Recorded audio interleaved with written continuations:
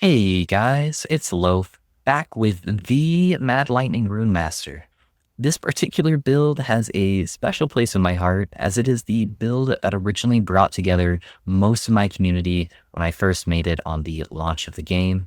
It has also been one of the most requested builds every single patch since, and I think it's about time we revisit it. There's been a lot of new changes this patch, and it has gotten a huge power spike with some of the new toys that we've gotten.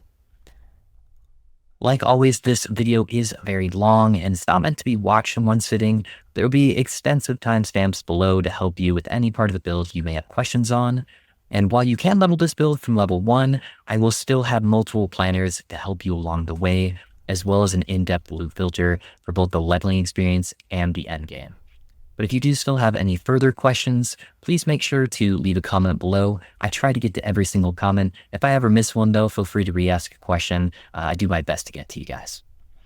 And if you do like the content and want to see more guides like this, make sure to subscribe to the channel and consider watching me live on Twitch at twitch.tv/pinchingloaf, where you can see what builds I'm working on next and get a sneak peek on maybe what future projects might come after that. With that out of the way, let's go ahead and get into the build guide.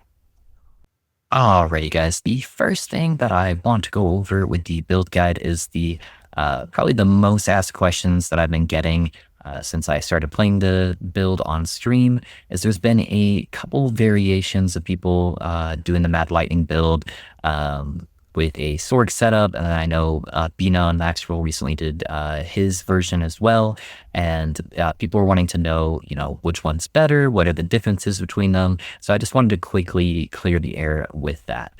As far as the Sorc versus the Runemaster, I don't think that's a close call, if we're being honest. I think Runemaster is vastly superior in basically every way, both on damage and defense.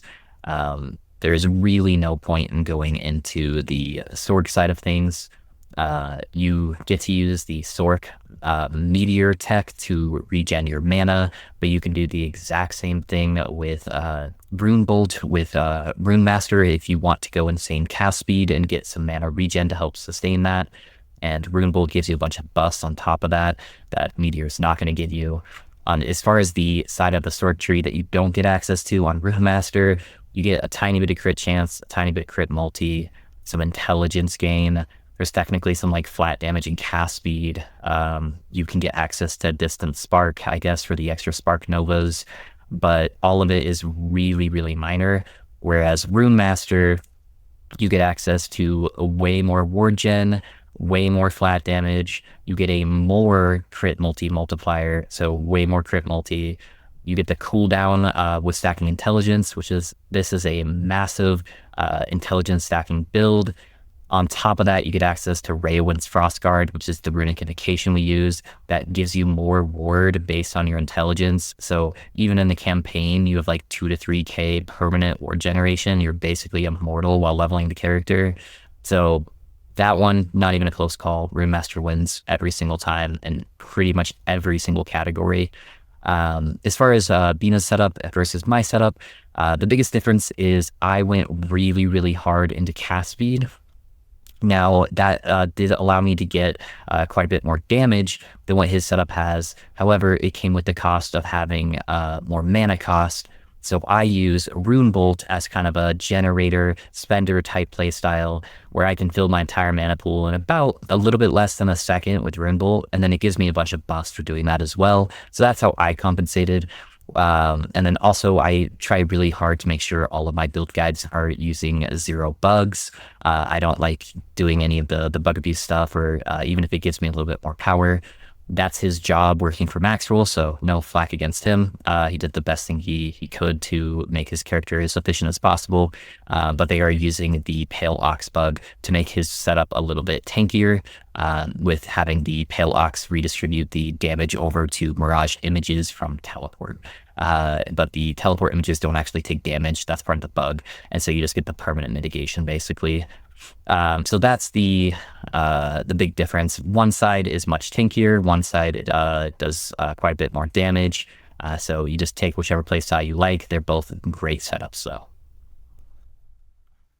All right, let's go ahead and start going over the different gear sets that we are going to be using with the build and start going through the passive and skill trees. First thing I wanted to go over is some good leveling uniques. We're pretty far into the season now, so most of us aren't going to be doing a fresh start. However, this character does not require any items in the campaign to get going. You can play it from level 1 with a solo self-found start, and it's going to be totally fine. But those of you guys that want to make the campaign just an absolute breeze and one-shot everything on your way there, I do want to just kind of showcase some items that can help you do that. So we're going to go through them one by one. The first thing here that's going to look a little funky right at the start is the humming bee. So the reason why you use the humming bee is you can equip it at level 6 and it's going to give you movement speed, which is great, but you can slam flat spell damage on a sword. So if you have like a T7 spell damage roll with a 1 LP humming bee, you can get 50 flat spell damage at level 6, which is basically going to make Lightning Blast one-shot everything. So really, really, really strong. If you don't have this, a Firestarter Torch is going to be fantastic as well. That's actually what I used. And then after I'd finished building out the character, one of my buddies, Frozen Sentinel, I was watching him level a new sword and he was using the humming bee tech. And I'm like, oh, that's genius. Let's go into flat damage right away.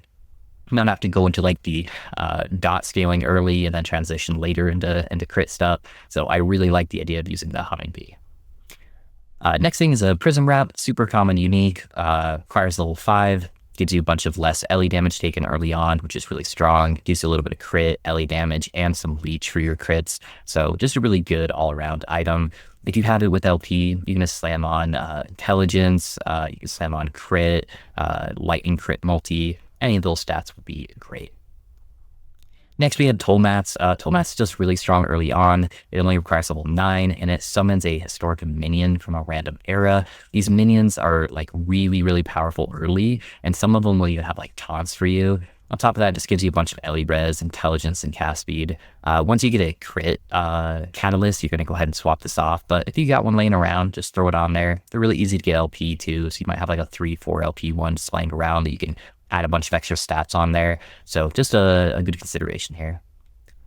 With every build, Font of the Erase is really strong. It's a Weaver item, and it only requires level 15, so it's very easy to get T7s on this item. So if you have any laying around that have like T7 intelligence, spell damage, lightning damage, even like T7 res or health or word per second, all of that's really, really strong. So check your inventory. If you have a couple of Font of the Erase that are really good, just throw them on.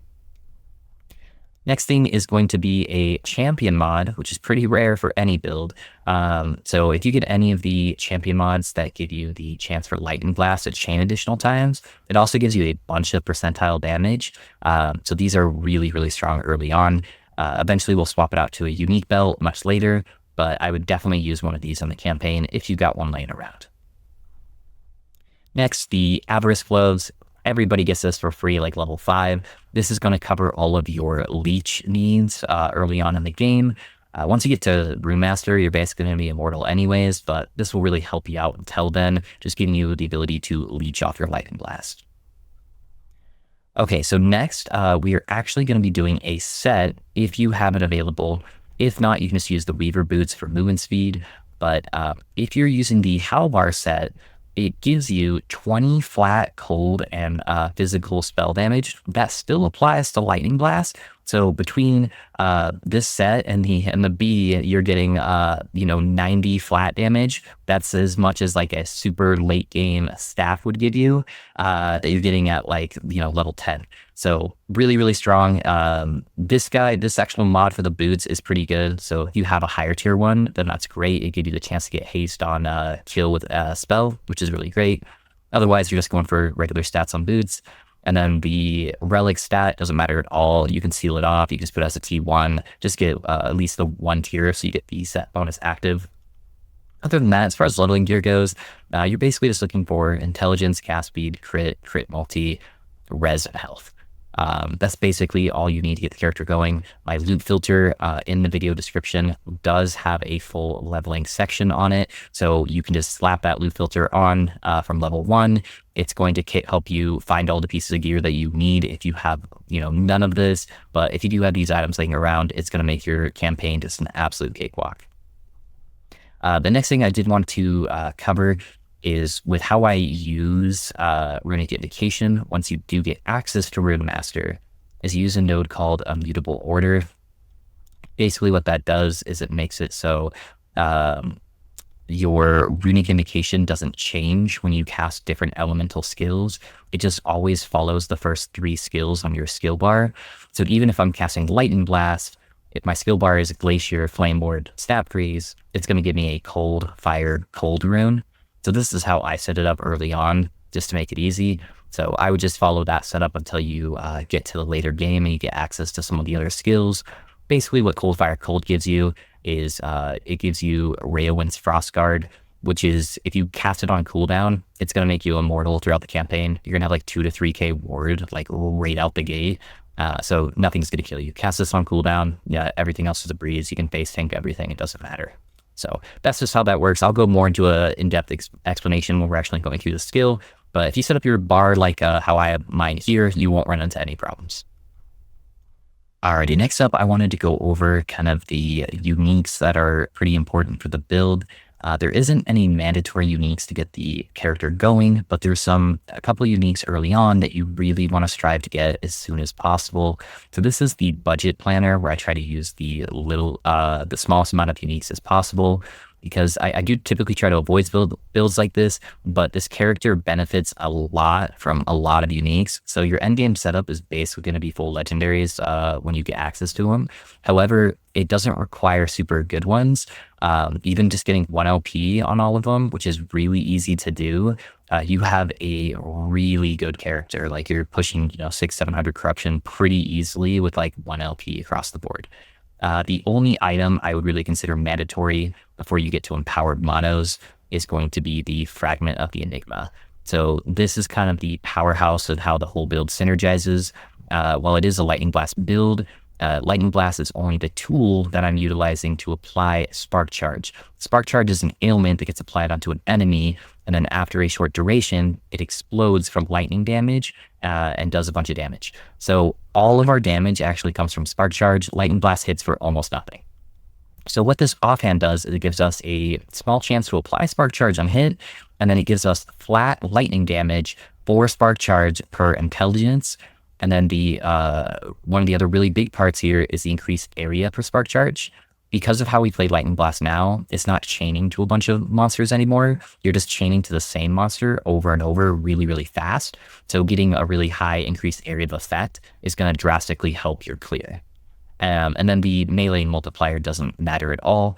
So just make sure you get a high area effect on it to have a better time clearing through mobs.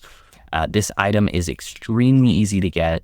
You can't equip it until level 46, so the build feels fine, even until like 60, 70 without it, but it's going to make a massive difference once you do get it. I will have a section of the video that goes over how to target farm every single one of the uniques that you want in the build. So just click on that timestamp if you don't have a Fragment of the Enigma, and I will teach you how to very easily get one of these. The other unique item that I'm showcasing on here is the Grasp of the Blood Mage. Not required in any way, but eventually you want to try to get 100% spell crit, and because we're using a Fragment of the Enigma, you can't get a base crit offhand, which is normally how you scale really well with crit builds and get easy access to crit multi, because most skills only have a 5% base crit chance. So if you get 100% crit chance, you're getting 10% chance to crit.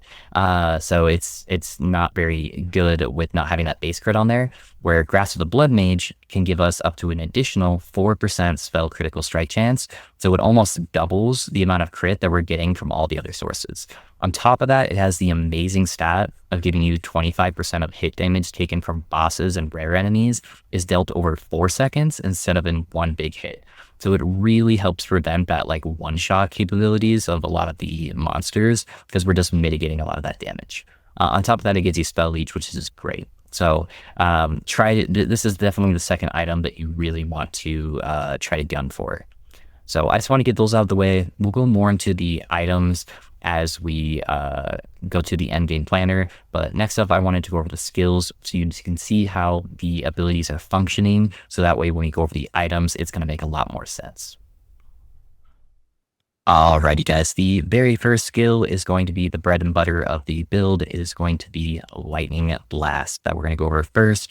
I am doing these all in the end game version of the planner, just so it shows all of the extra levels that you can get on the skill. That way you can see where to put those extra levels in if you do have the gear already available. But no worries if you don't have some of these extra levels, the build functions fine without it. So Lightning Blast is how we're going to be applying all of our damage. Basically, it shoots out a bolt of lightning, and then if you've cast it recently, it's going to chain up to 2 additional enemies on top of that by default. So you're going to be hitting a bunch of targets right out the gate. You get this ability at level 2, so you can basically start playing the build right out the gate there. All of my passives and skill trees are going to have this sliding skill progression bar, so that will help tell you what skills to take when. For the first point, I put 1 point into Arcane Power. Basically what that does is the same thing as the base power.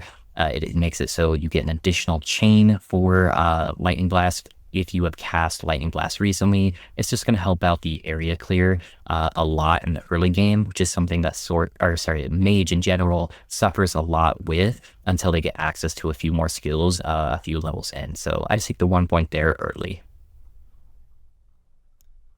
After that, I'm going to take 1 point into Stormrazor. It's going to increase the base crit of Lightning Blast and the damage. We don't really care about that since Lightning Blast isn't going to be doing our damage late game, but it is going to be a necessary travel point for several nodes. After that, we're going to take Lightning Attunement. What this does is it makes it so when you cast Lightning Blast, you have a chance to gain Lightning Aegis, which is a buff that gives you 50% increased lightning damage and 25% less damage taken, which is really, really big early on, especially just getting an extra 50% increased damage. After that, we're going to be going into the 4 points into Overcharge. So every time we cast Lightning Blast, it has a 32% chance to cast another free Lightning Blast for us, as well as it gives us some crit multi. And then Hypercharge does the same exact thing that Overcharge does, except it has a chance to quadruple cast. So early on, instead of casting one spell, you might cast up to 4 Lightning Blasts just back to back to back from each other, which is really, really strong. Next up, we'll be taking 2 travel points into front load. We don't really care about the upfront damage here from that. It also gives you a less multiplier for every chain that it applies, so this is mainly just travel nodes. But then we're going to be taking the 3 points into Cloud Answer. So this is going to give us our Spark Charge generation. So even before we get Enigma, we're going to have Spark Charges because Lightning Blast has a ton of synergy with Spark Charge to begin with. So we have a 30% chance on hit that we're going to apply a Spark Charge, which is that ailment that's going to sit on an enemy for a short duration and then explode and hit enemies nearby as well. So pairing with the quadruple and double cast, we're just getting ourselves as many chances to apply a Spark Charge as possible, so we can just get a whole bunch of them chain detonating over and over. After that, we're going to be taking the 5 points into Mortal Capacitator. This is going to give our Spark Charge a 200% more damage multi. That is a massive amount of extra damage. So at each point that you put into here, you're going to see huge leaps and bounds for the damage output that you're applying. Okay, for these next points, I want to make sure everybody is on the same page. So we're going to take 1 travel point to Stormrazor. That way we can get access to Chain, Lightning, and Convergence. However, if you do not have access to Runebolt yet, do not take these nodes. You should be right about there by the time you have access to these nodes if you've taken the order that I went before that. But if you haven't gotten access to Runebolt yet, do not pick these up because these are going to add a lot of mana cost. Runebolt solves all of our mana issues, but if you don't have it yet, you're going to be really mana starved. Whereas without these nodes, Lightning Blast is free to cast. So you've been warned. Don't tell me you have mana issues. Make sure you have Runebolt before you take these, okay?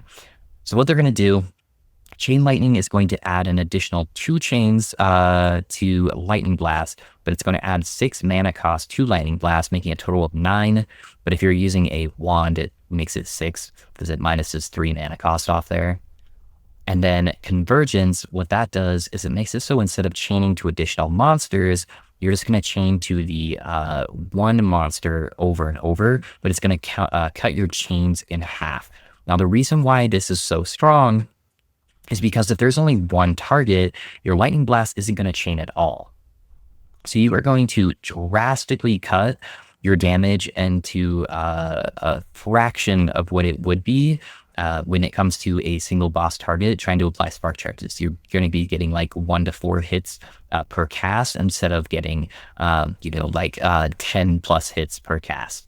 And because our Enigma is going to give us a huge explosion radius too, we're going to be able to clear just fine from hitting one target in a pack, and it's going to explode and kill everything in that pack. Even without the Enigma, you're still going to have a bit of area of effect from those spark charges.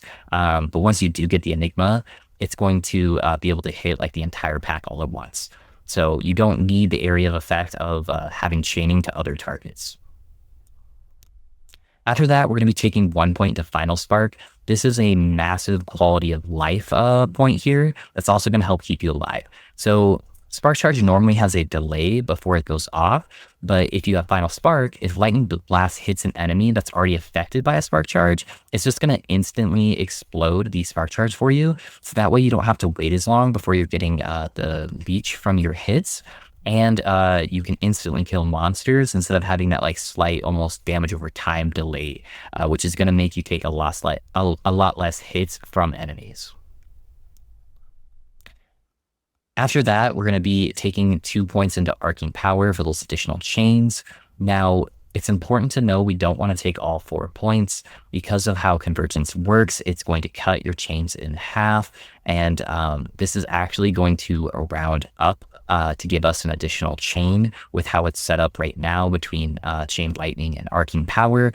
So if you take a 4th point into here, it's actually going to do nothing for you. So just put 3 points into there, and that'll give you the most bang for your buck. Next, take the additional point to Lightning Attunement, just to help make sure you're getting that Lightning Aegis right away as soon as you start casting. Late game, it's going to be pretty hard not to have it because you're going to have 300% plus cast speed, but it just adds a little bit of a safety net right when you start combat, just getting that Lightning Aegis a little bit quicker. And then any remaining points, you're going to put in a Crackling Speed for some extra cast speed, and that will kind of get you covered. But that's going to wrap up Lightning Blast. So hopefully the Spark Charge synergy is starting to make sense for you guys. But that will be the first skill. All right, for the next skill, it is going to be Runic Invocation. This is the ability that the moment you get access to Runemaster, you basically are immortal for the rest of the campaign. Now, this ability also scares away a lot of new players because it sounds really, really complicated when there's like 30 different abilities that can be cast from this, and it changes based on what elements that you're casting. However, how I set this up, it is basically foolproof. So don't stress about having to cast anything in a certain order. All of it is going to be automated, so you don't even have to really think about it at all. So how we are going to progress with this skill is we're going to be taking 1 point into Attuned Approach.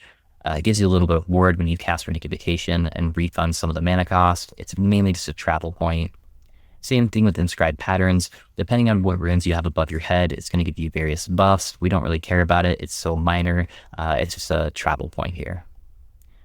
Next up, we'll grab Author of the Arcana. This is going to refund 100% of the mana cost from Runic Invocation. It's going to add a 12-second cooldown to it, so it's going to be a lot longer between each cast, but it's definitely worth it because that is going to give us access to Immutable Order. So what Immutable Order does is instead of gaining a certain rune type based on the last element that you cast, so Fire, Cold, Lightning, it is going to ignore whatever ability you're casting, and it's going to follow what the first 3 skills are on your skill bar. So on our skill bar, we're going to have it set up where it is cold, fire, cold. So our first skill will be a cold skill, the second skill will be a fire skill, the third skill will be a cold skill. What that will do is no matter what ability we cast, we are always going to end up with cold, fire, cold runes above our head, giving us the same exact Runic Invocation every single time without thinking about it, which is going to be Reowen's Frostguard. I'd said it before, basically what Raowen's Frostguard does is it gives you a burst of ward all at once, it gives you a flat amount, and then it gives you ward per second.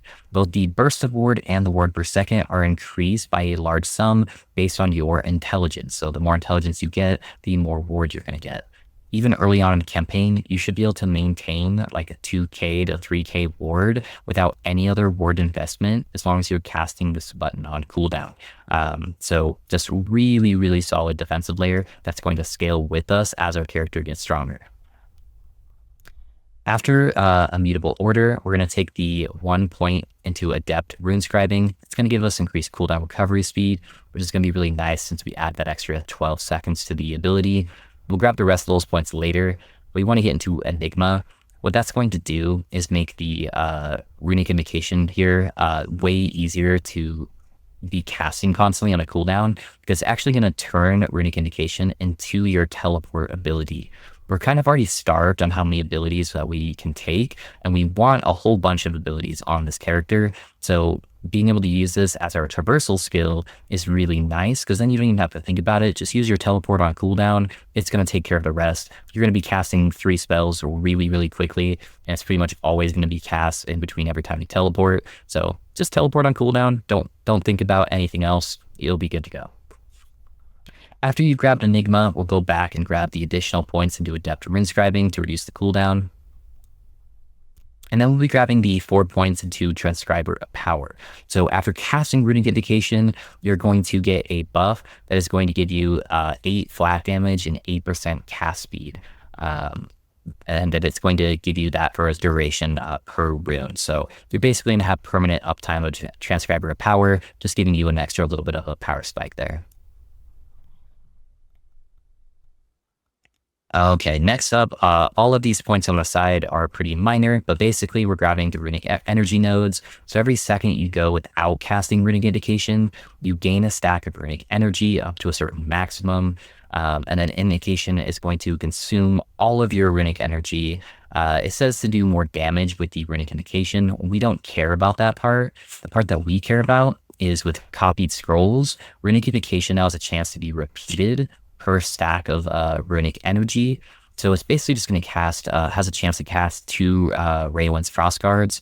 Now you can't double stack the amount of ward per second that you're getting. You can only have 1 instance of the buff at a time, but it can proc the burst of ward 2 times for you, which is quite a bit. So it just gives you a bunch of extra ward. And then the last point here just makes it so your generation is tripled, but the bonuses are halved, but you don't really care about that anyways. So just makes it easier to make sure you have enough Runic Energy in between each cast. So just a chance to give you a little free bonus proc there. Outside of that, you can throw the last point to Attuned Approach. Basically everything else on the tree is centered around Runic Invocations themselves. And our Runic Invocation's a defensive one. We don't care about any of the other points here. So this will just give you a little bit of extra ward whenever you cast Runic Invocation, but it's not very much. And then that will basically wrap up Runic Invocation for you. The skill bar will be kind of self-explanatory on the actual planner here, but I'm going to go through each individual skill and talk about how it applies with Runic Invocation on your bar, because it is something that you're going to have to change up a little bit, because a couple of the skills, we're going to be changing what element type they are. For various reasons. And so you just want to make sure that it's always a cold, fire, cold skill as the first 3 skills on your bar. So however you want to configure that yourself is fine. You can also use the setup that I did as well. For our 3rd skill, we have Runebolt. So Runebolt is the skill that is going to magically fix all of the mana sustain for this build and give us a bunch of buffs. This is one of the coolest abilities. I wish it was better by itself, and I can make like a full build around it and not just have it as a utility skill, but we'll take what we can get.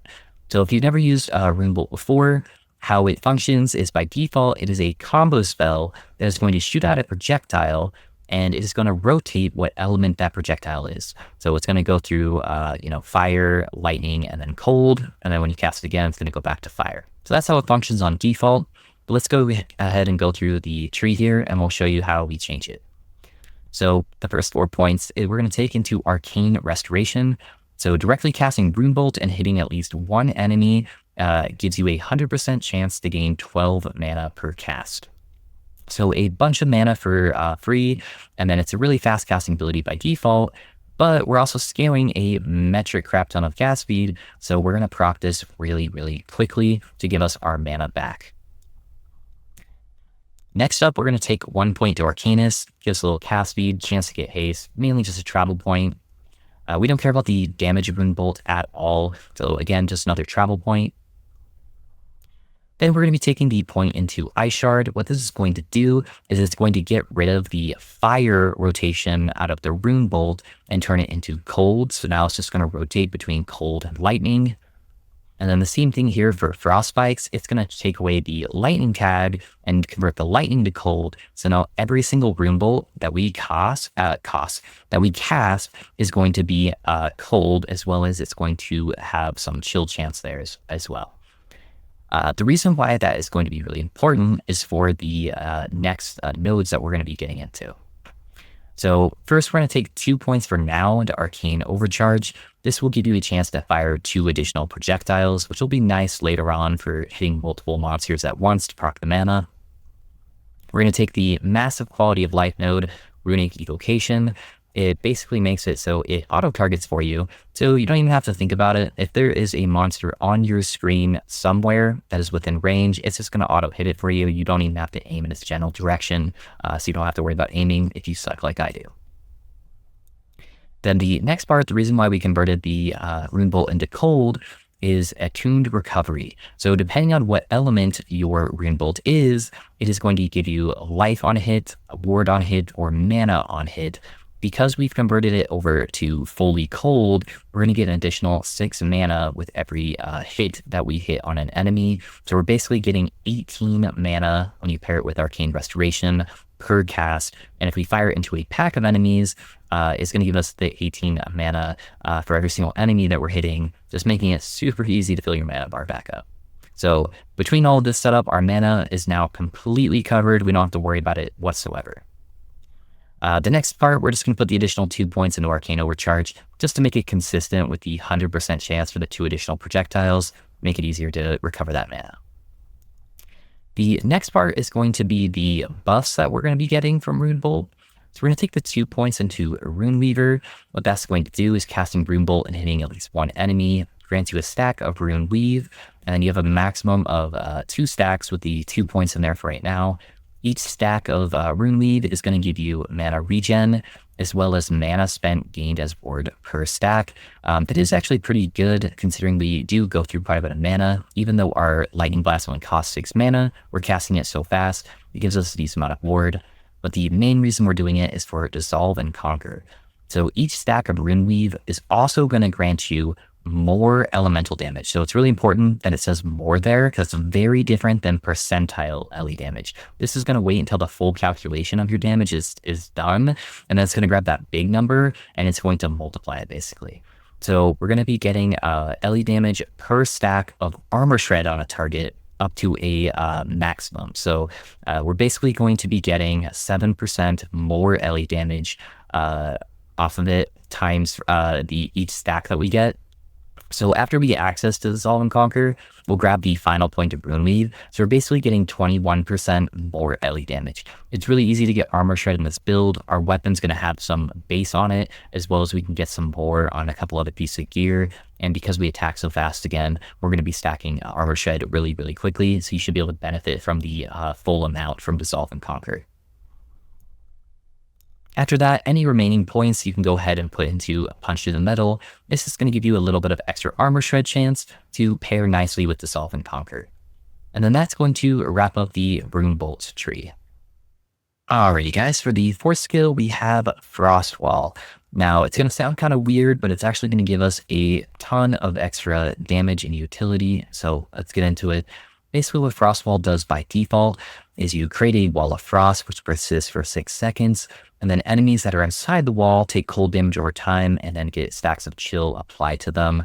Now, the reason why we are going to be taking this skill here is as we go through the points, we're going to take 1 travel point to Biting Limit. We don't care about Frostbite at all. We're going to grab the 3 points for right now into Lightning Rod. And so one of the pillars of the wall, so there's 2 pillars on each side. One of those pillars is now going to cast Lightning Blast for us at nearby enemies when you first pass through the wall. This effect is going to consume your mana to Lightning Blast, but it's basically just going to be a bunch of free Lightning Blast casts that are going to stack a bunch of spark charges and then are going to explode a whole bunch of enemies. So you can just drop this directly on a boss and it's going to start doing a bunch of free damage for you. After that, we'll take the point to charge pylons. So Frostwall's outer pillars cast Lightning Blast at nearby enemies every other second. And Lightning Blast, every 2 seconds, basically. So we're going to get more Lightning Blasts, and then we're going to take the 2 additional points over here into Amplified Currents. So after Frostwall has existed for a short duration, its outer pillars cast Lightning Blasts more often. So you're getting up to a maximum of 160% more Lightning Blast coming from this. So basically how you want to play is drop your Frostwall on a boss. That is basically the only time I cast it. Unless I'm like super high corruption and there's like a champion or like a really, really big pack of monsters that's like tanky, then I'll drop it. Otherwise, you'd never have to cast this unless you're like fighting a boss or you're trying to cleanse, which we'll go over in a second. But you basically leave it up for its full duration. Don't just keep recasting it. And then once it expires, you cast a new one. That way you're getting the maximum amount of frequency for your Lightning Blast. Next up, we'll take 1 travel point to Crystals of Protection. So we can get over to Purifying Gate. So this is going to cleanse the negative ailments on us whenever we go through the gate ourselves. So if you ever get a bunch of poison stacks or bleed stacks where you're starting to take down, you just drop a Frostwall at your feet and it will immediately cleanse it off you. That way you don't have to worry about trying to get it on a piece of gear. It's still nice to have a cleanse on belt, but this makes it really nice where I've pushed 1,000 corruption without any cleanse on my belt, just doing this to pull off any poison stacks that I get. Next up, we're going to be taking 2 points in Marching Winter for right now. It's going to increase the area effect of the wall and the duration. Getting the extra duration is really nice for the increased lightning blast that we're casting, but it's mainly to get over to Chilled Touch. So we're going to deal another more damage multiplier to chilled enemies while you have an active Frostwall. So it's basically just a 14% more damage multi. Now, I know a lot of people are going to be confused. I don't have static in my build, which is going to auto-cast Lightning Blast for you. This is the main reason why Frostwall is going to win over using static, is because you're going to get a more damage multi from it, as well as what we're going to get into in our next couple notes here. So at the beginning, just so you guys know, Frostwall is going to count as a cold skill. So when you're trying to set up your immutable order for Runic Invocation, you can use this as the first or the third skill on your bar to have the cold, fire, cold setup. However, eventually, we're going to be taking Pyroglass and convert it over to a fire skill, in which case you'll want to have it as your second skill on your bar, because it's the only fire skill that we're going to be using late game, since we're converting our Runebolt to cold. So eventually, Runebolt will be your first or your third skill, and then this one will be your second. The reason why we're converting it over to fire damage is to get access to Brand the Invaders. So now Frostwall, whenever an enemy passes through it, it inflicts Brand of Trespass. You don't really need to care what Brand of Trespass does. It doesn't matter. It gives you like damage per Ignite chance. We're not stacking Ignite chance. The only part that I care about is that it is applying a brand to the target, because there are some passives in the Runemaster tree that's going to give us a whole bunch of buffs if we are hitting a branded enemy. So this is what's going to proc that brand for us. Next up, we'll be taking 1 point over here to Protection of the Apostate. So we get extra ward anytime an enemy passes through our Frostwall. So if you drop it like on a big pack, you'll get a bunch of ward. And then same thing with Shelter of the Chef. Whenever an enemy passes through the wall for the first time, and the wall's been there for at least 0.2 seconds, you gain ward equal to a small portion of the enemy's maximum health, up to 200 ward. So basically, when you put it on top of a boss, you just instantly get 200 ward, which is really nice. The next 2 points, we're going to max out Marching Winter for the extra duration. We'll take 1 extra travel point to Crystal's Protection, and then we'll get Lucid Kickoff. Now, how this works is when Frostwall, when you walk through Frostwall, you get Haste and Frenzy. for a short duration based on how long your Frostwall has been in existence up to a maximum. So we're only going to get it for 2 seconds. There's just no other really good points to put in for this skill. Now it's very, very important that you don't change up these nodes. Do not take Wall of Elliptic Art. I know that we are using Runebolt and it sounds like it would be really good, but there's actually a bug right now with using Wall of Elliptic Art where if you have Frostwall converted to a different skill, it says right here that the bolts will always match whatever your wall is. And so because our wall is fire, the bolts that shoot out here are going to be fire. So that part is intended, which is going to be totally fine. However, for our Runic Invocation, we need our first 3 skills to be cold, fire, cold. And even though Runic Invocation states whenever you directly use an elemental skill, you gain a rune based on the element, it is counting the auto procs of Wall of Elliptic Art, and it's changing Runebolt into a fire skill. So you're going to end up with fire, fire, cold whenever it's auto casting those rune bolts. So do not take these nodes. It will brick the Ray of Wind's Frostguard setup. So we're just going to take the little bit of haste and frenzy instead. And then that's going to wrap up Frostwall for us.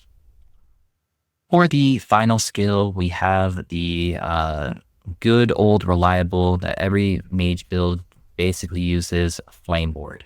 If you've never played a mage before, basically what this does is you cast it, it's going to give you a burst of 400 ward, and then for the next 3 seconds, you're going to take 30% less damage to you. So it's a massive defense just by default, but there are some really, really good points that you can get inside the tree as well. So how we're going to spec this out is we're going to start by grabbing the 3 points into Dilation. It is going to increase the duration of our Flame Ward by 36%, as well as make it cast less mana, but we mainly just want to get that 30% less damage taken for as long as possible.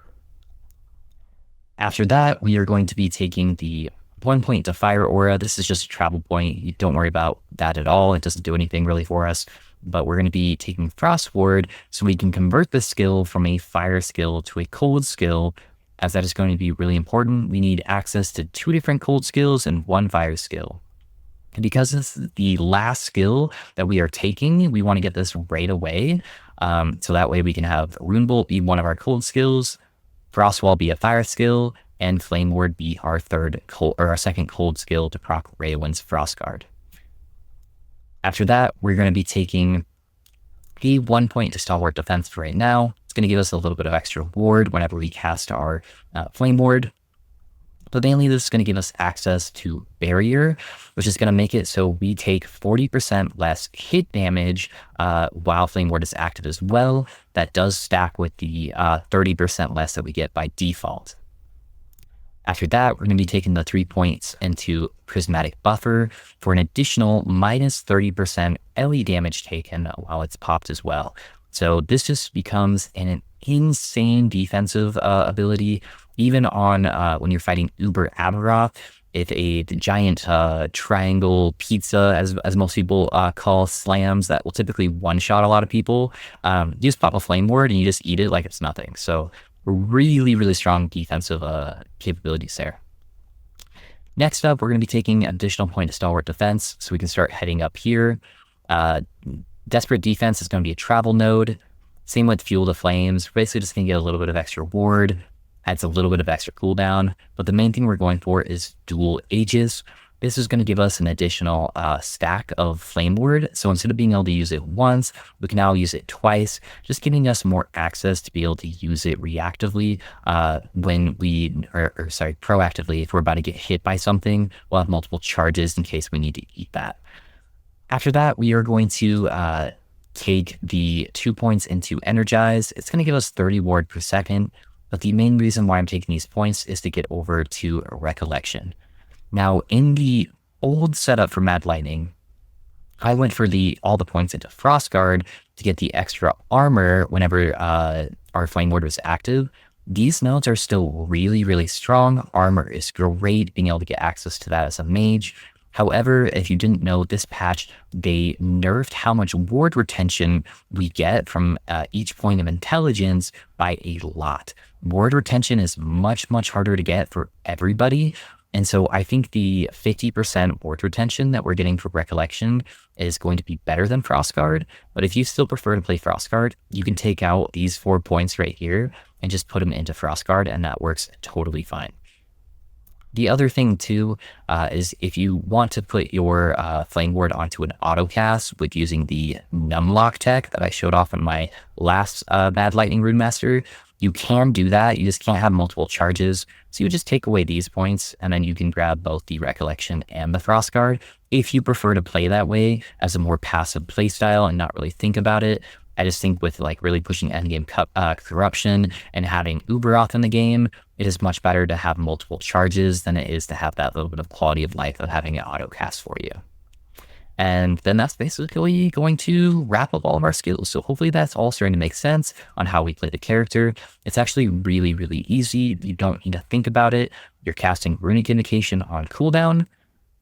You're casting your Flame Ward on cooldown. So whenever Flame Ward's about to expire, you cast your second charge of Flame Ward. You only cast Frostwall when there's a big boss or a champion mod.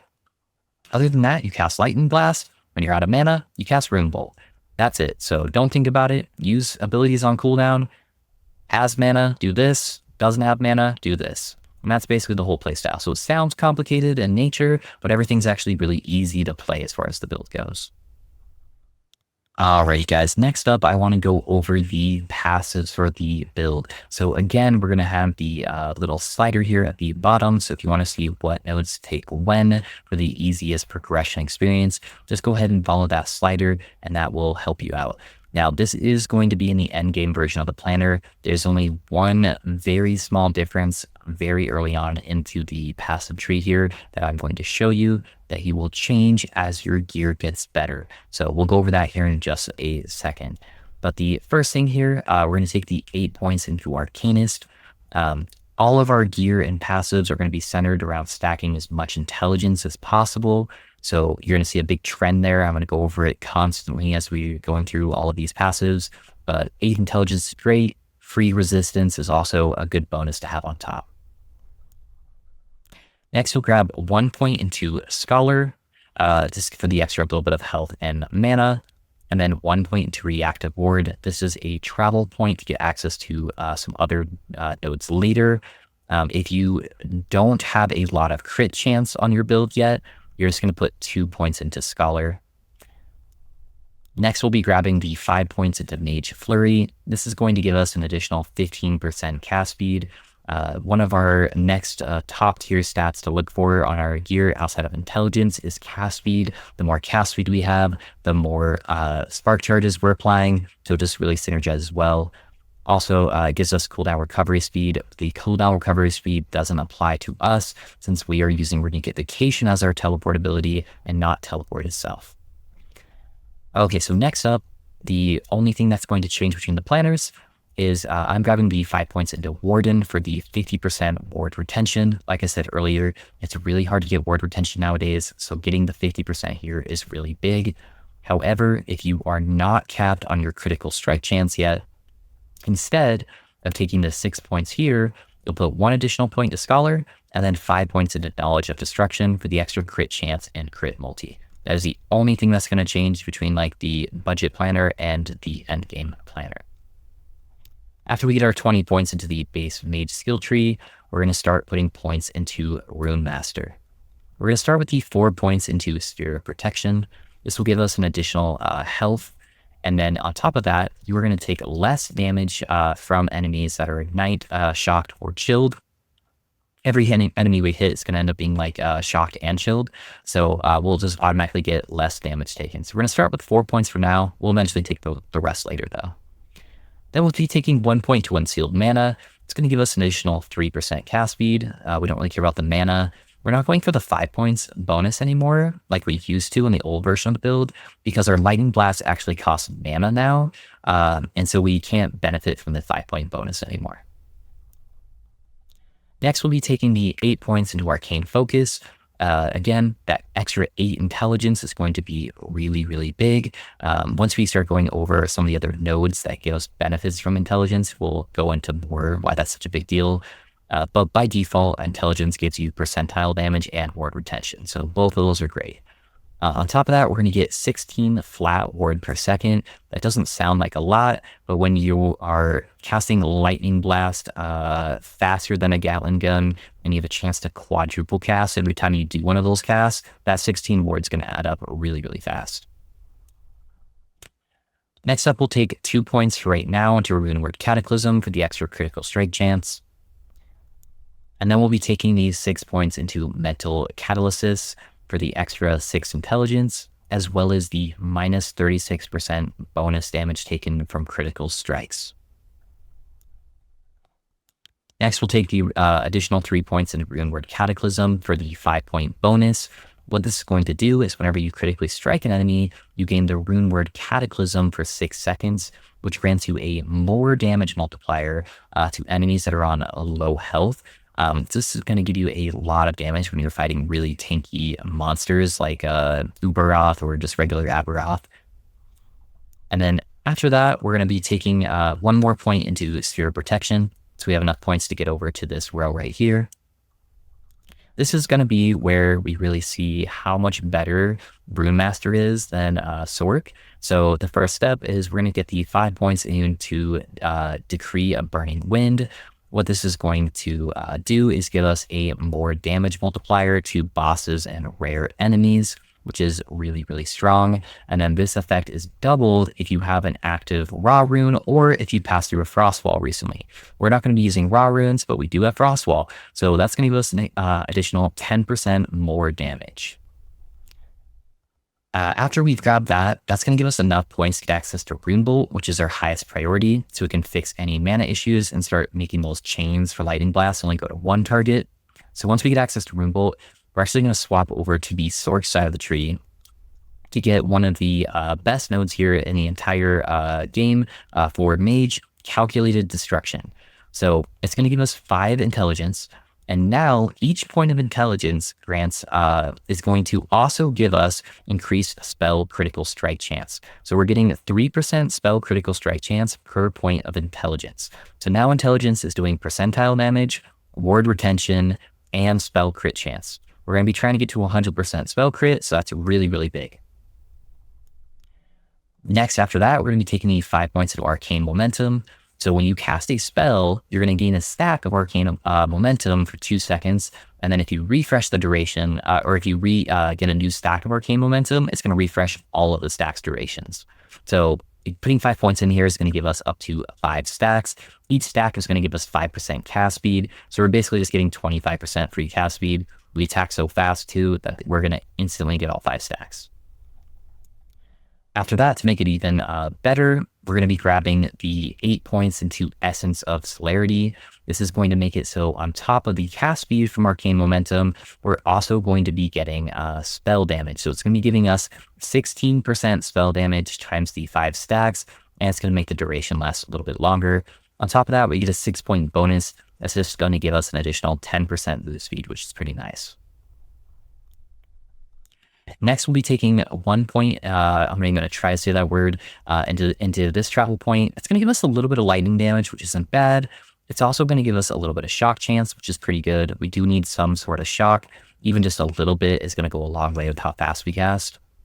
We are also going to be taking 1 point to Whirling Snow for the chance to chill enemies. This is going to go into play with the Frostwall, where we got that more damage multiplier to chilled enemies if we have a Frostwall anywhere on the screen. We do have a chance to chill with Runebolt, but just in case we're not casting Runebolt, this will at least give us some kind of chill chance to proc that more damage multiplier.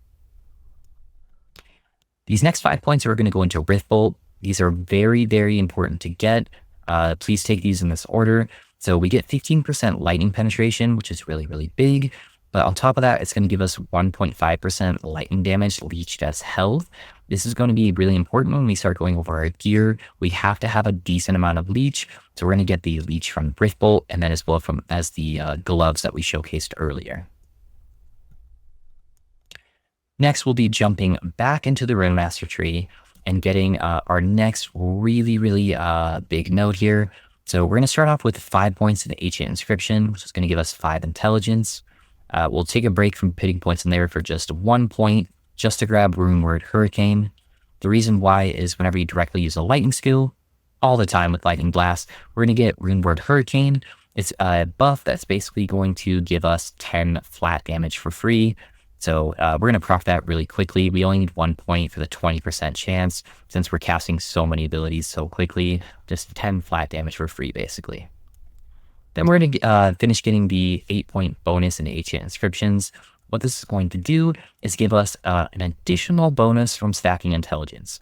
So now we are going to get percentile damage, ward retention, spell critical strike chance, and cooldown recovery, all from stacking intelligence. So you can kind of see the theme of the build coming together. Make your character smarter, stack intelligence, you win the video game. After that, we're going to be grabbing the 6 points into Inscribed Instruments. This is going to give us 48% critical multiplier, as we are going to be playing a wand character. Next, we're going to be getting the next 2 nodes that we go over are a massive buff for going Runemaster over Sword, just adding more salt to the wound on why it is so much better. So we're going to be taking the 4 points into Jagged Veil.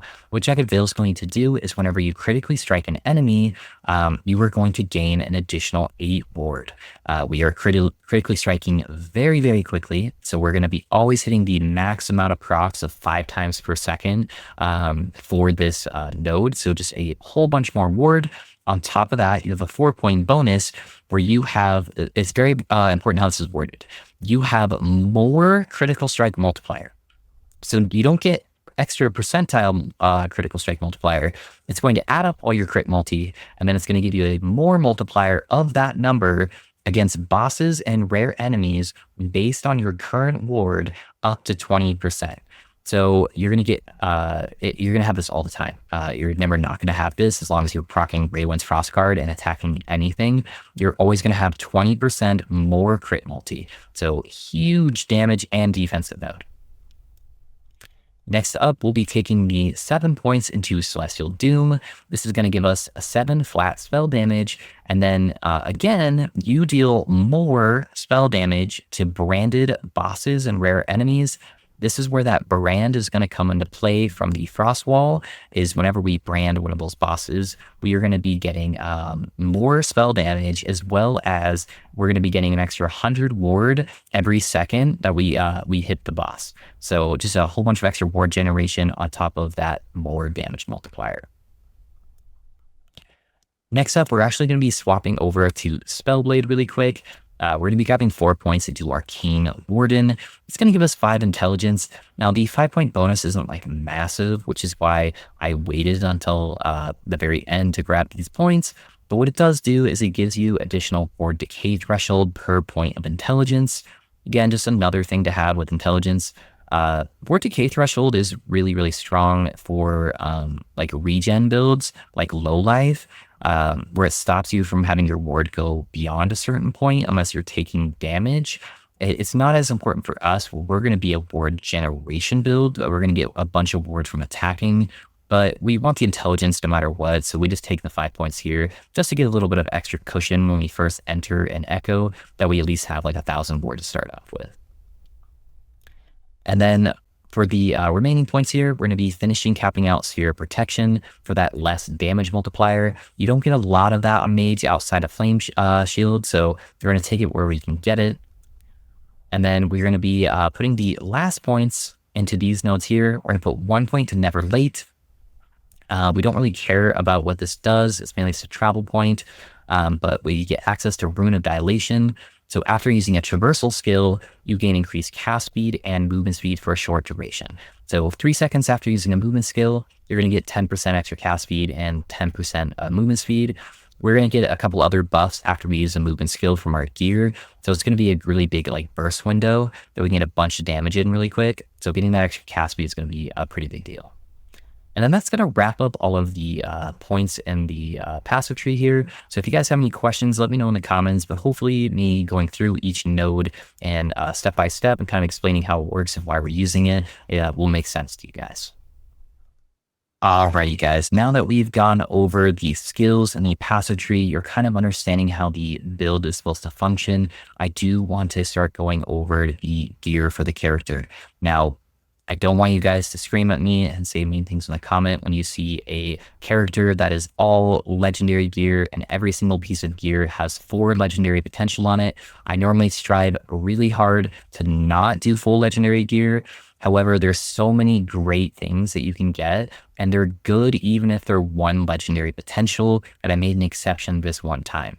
I started the character out with just a bunch of like 1 legendary potential intelligence slams on my gear, and was able to get to like, 700 plus corruption with that, and then was able to self-farm all of the harder end gear myself. My character is in the Circle of Fortune. I'm not in Merchant's Guild. I didn't buy any of my gear. I found all of it myself and built up the character. I will have a budget planner that I'll go over here in a little bit. I just want to show you why we're choosing these unique items.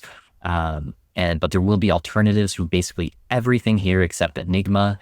And then the other thing I want to point out is the reason why I show 4 legendary potential is not because I expect any of you guys to have full 4 legendary potential items. I don't expect you to have a single one that's 4 legendary potential. I don't have a single legendary 4 legendary potential item. Most of mine are 2 legendary potential now after a lot of farming. The reason why I show you every legendary with 4 stats is to show you the tier of importance for what stats to go for. So I do this with every single build guide. Whatever mod I show as a T7 modifier, so on the Fragment Enigma, it is the cast speed. That is the highest priority stat to get on this item. So if you only have a 1 legendary potential fragment of the Enigma, get cast speed on it. If you have a 2 LP Fragment Enigma, try to get increased spell critical strike chance. If you don't get that, getting resistance is also good. So I just wanted to show you guys that tier of importance, so you kind of have the stat priorities ready to go without having to try to ask me like what the stat priority is for every single item. You can just look at the planner and it will tell you if you know how to read it. So that is how that is set up. I just wanted to explain that to you guys or right out the gate here so you understand how to read my planners. So starting with Fragment Enigma, we kind of already went over this earlier, but if you missed that part of the video, chance to apply Spark Charge. Spark Charge is doing all of our damage. We get the flat lightning damage for Spark Charge per intelligence. So just to recap with where we're at right now on the character, intelligence is giving us percentile damage, ward retention, spell critical strike chance, cooldown recovery, ward decay threshold, and flat damage right now. And we're not even done yet. There's going to be one more. So intelligence is by far the most important stat on this character, so you want to get as much intelligence as possible. The only stats that really matter on the Fragment Enigma are the explosion spark charge radius. Try to get that at least above 200%. It is by far the most important stat on here because we're only going to be attacking a single target, and so the explosion is going to be what gives us our clear. The other important part is getting a good intelligence roll at the very top. So that is why we use Fragment of the Enigma. It is the sole key piece of this build that kind of holds it together in the end game. This is the only required unique if you want to go past empowered monoliths. Everything else has very easy replacements for it that I'll have in the budget planner for you. Next up, the Bone Clamor Barbute. So the reason why we're using this helmet is because it is one of the few unique helmets that will give you a bunch of intelligence for free on it. So we get 13 free intelligence on there. You get a little bit of dexterity, armor. Getting the necrotic res here is really nice. It is hard to cap resistance when all of your gear is legendary. So getting up to 65% is basically your entire cap for free is really big. Now, you want to obviously slam intelligence on it as your highest priority. I really, really want you guys to try to strive for a 2 LP Bone Clamor. It is hard to get a 2 LP. If you look at the bottom of any item on the build planners, it will actually show you the probability. So you have a 1 in 5 chance of getting a 1 LP Bone Clamor Barbute. With the new slamming system for making legendaries, if you do the Temporal Sanctum at tier 2 or higher, you can guarantee one of the stats. So as soon as you drop your first 1 LP Bone Climber, just go to the Temporal Sanctum, do a tier 2 or higher, and then you can go and automatically slam Intelligence on there. So as soon as you get a T6 or T7 helmet, go slam it into your Barbute, and then you're going to get a bunch of Intelligence on there. You need 29 Intelligence at T7. It's really, really strong. You do want to try to get those level of Lightning Blast eventually and makes a very big difference. You're going to get a bunch more chains. It took me a little while to farm mine. I was still like over 700 corruption before I got my 2 LP Barbute. So not necessary, but a really big difference if you do get it. If you happen to get crazy lucky and get a 3 or a 4 LP, 4 LP is a 1 in 2.4 million chance, so good luck. Increase health and reduce damage from bonus critical strike chance is also very good. Next up, we have the Static Shell Armor. I was originally wanting to use a Nil Portent, but it requires a whole bunch of extra resistance on your gear, and that's just really hard to get with legendaries, so we're going to use Static Shell instead. The reason why is we are going to get a more armor multiplier against shocked enemies, which is going to be all enemies, and a more lightning damage multiplier to shocked enemies, which will be all enemies. The other stats on here do not matter at all. So just focus on trying to get one with a high, more armor and more lightning damage modifier. And then again, prioritize slamming intelligence. Next would be health, lightning crit multi, and reduce bonus damage taken from critical strikes. All right. The main item here that I named the build after, the Spoon Daddy himself, the Mad Alchemist Ladle. So if you guys have never played with the Mad Alchemist Ladle, what this does is it's going to have a whole bunch of stats on here that's not going to make a lot of sense to you. You basically get 6% more spell damage per negative ailment on the target, up to a total of 8 negative ailments. So a negative ailment would be the slow chance that it has on the wand, frailty, armor shred, electrify, poison. So you're going to get 5 of those for free. Plus you're going to get like the chill, you're going to get your brand, you're going to get your shock chance. So that's 8 right there. So you'll be able to max that out for a bunch of more spell damage. The downside is it only has 16 flat spell damage on the wand itself, but because we're getting so much flat spell damage from Fragment of the Enigma, we don't have to worry about that, and getting the more multiplier is really good. But the main reason why we want to use this wand is one of the last stats here. You get 1% increased cast speed per 2 intelligence. Final recap, I promise. Intelligence is now giving us percentile damage, ward retention, spell critical strike chance, cooldown recovery, ward decay threshold, flat spell damage, and cast speed. So, and that's why intelligence is by far the most important stat on every single piece of gear. Prioritize intelligence. Intelligence everywhere is going to give you so much benefit for every point of intelligence you have. So this one is really strong. It is not a random drop. It only drops from exile mages. I will go over how to target farm that later. Check the timestamps below if you want to jump into how to gain access to this wand. It used to be really hard when we first made the build on launch. It is now incredibly easy to get a Mad Alchemist Ladle. Next up, we have the Jura Star Dial. This is a ring that drops off of the Temporal Sanctum boss. It is a guaranteed chance to drop, and every single time that she is killed, it drops with a 1 legendary potential or higher. So it's a very easy to get your intelligence slam on here. I only put 2 stats on this item because this item is so crazy hard to get with more than 2 LP. But basically, you just go for resistances if you happen to get a 3 or 4 LP. But yeah, it's a 1 in 7.4 million chance for 4 LP. So good luck. But 2 LP is very doable, 1 in 74 chance. And there's some other things you can do later to help increase those odds for you. But just make sure if you have that 1 LP that you're putting intelligence. If you do happen to get a 2 LP, try to get spell damage on there. And then basically how the ring works is a percentage of your mana that you spend is gained as a ward. It gives you increased spell damage, but then the really big thing here is when you use a movement skill or a time travel skill, all stats on this item are tripled for 4 seconds. So what that means is when we use our Runic Invocation to teleport, or you use your evade, that counts as a movement skill, you're getting that 16 intelligence times 3 for this item. So you get a huge burst in damage whenever you cast your movement skill. With how many stats we get from stacking intelligence, it's just massive. So you can get big burst windows on bosses from using that. So super, super easy item to farm. You can get it at like level 30 as soon as you kill your first Jorah. So I would use 2 of these right out the gate. Just go kill Jorah twice really quick once you're like level 30, 40. This next part, I don't have any. I'm playing Circle of Fortune. They are not required, and they actually give you less damage, but Red Ring of Itlaria is pretty good on this build.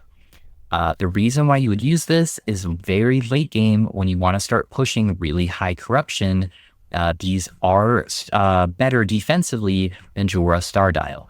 However, if you're doing bosses or through 99% of the content, I still recommend just using 2 Jorah Star Dials. But if you have a red ring and you need help with your resistance, or you feel like you're just taking too much damage, red ring is another great option. So you can use 2 red rings, you can use 2 Jorahs, you can use 1 of each, whatever combo you want to make to help fill out your character's stats. So the reason why we use red ring, it gives you all attributes. So you're getting 5 intelligence from there. Plus you can slam intelligence on there. Much easier to get now since you're guaranteed to slam if you get a 1 LP red ring. It's going to give you all res, which is really, really nice to cap resistance on this build. You don't really care about the health, mana regen, or dodge. And then the big thing is you get 10% less damage taken if you have at least 180 total attributes.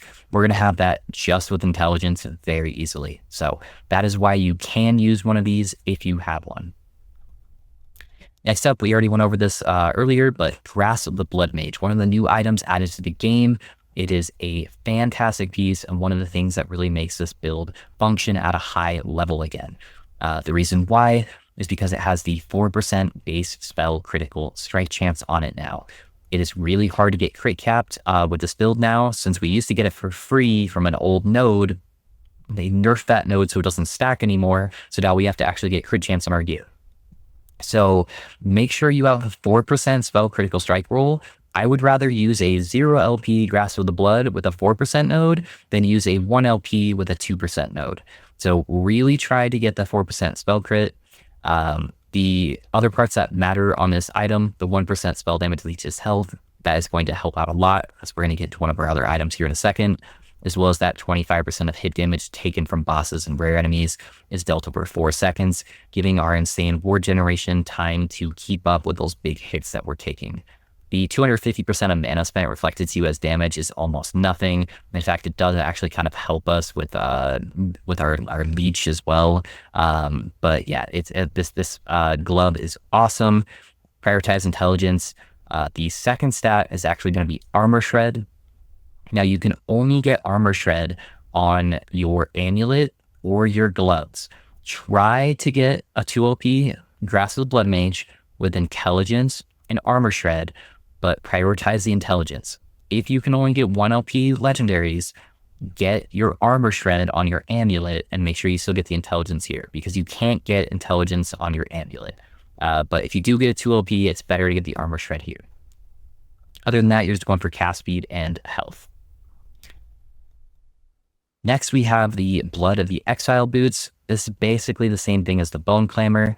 It's going to give us access to 12 intelligence for free. So we're going to get a whole bunch of extra stats too, the strength and dexterity to make it easier to cap red ring. It comes with 30% base movement speed, which is great, plus the 8 to 10 on the implicit. You don't care about any of the other stats. Get a 1 LP version of these. They're hard to get more than 1 LP on there, but just slam intelligence on it. You get like, almost 30 intelligence from these pair of boots. If you do happen to get extra stats, hybrid health's really good, movement speed's really good, reduced bonus damage taken from critical strikes. I would try to get reduced bonus damage taken from critical strikes on at least one of your other items if you can manage it, but it is lower priority. Next up, we have the Orion's Descent belt. Now, I know they have the champion mod belt. We use it in the budget planner. That gives you a chance to chain additional times and gives you spell damage.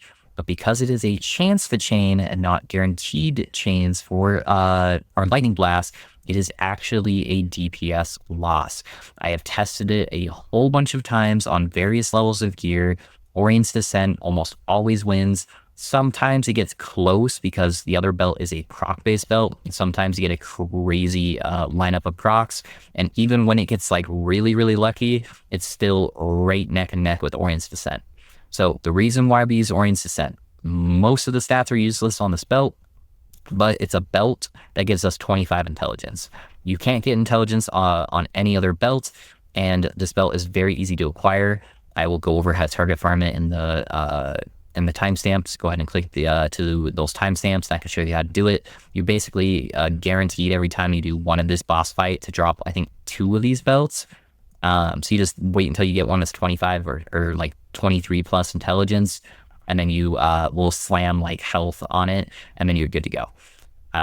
It also gives you a chance to cast Smite on hit, which isn't terrible. Smite's going to be free mana cost anyways because you're using a wand that has -3 mana. And then it can also technically apply spark charges because of the base spark charge that we get from Fragment of the Enigma. But really the only stat you care about is the intelligence. So don't look at any of the other stats. High intelligence, good to go with Orient's Descent. Next, we have the massive defense layer of this build, Twisted Heart.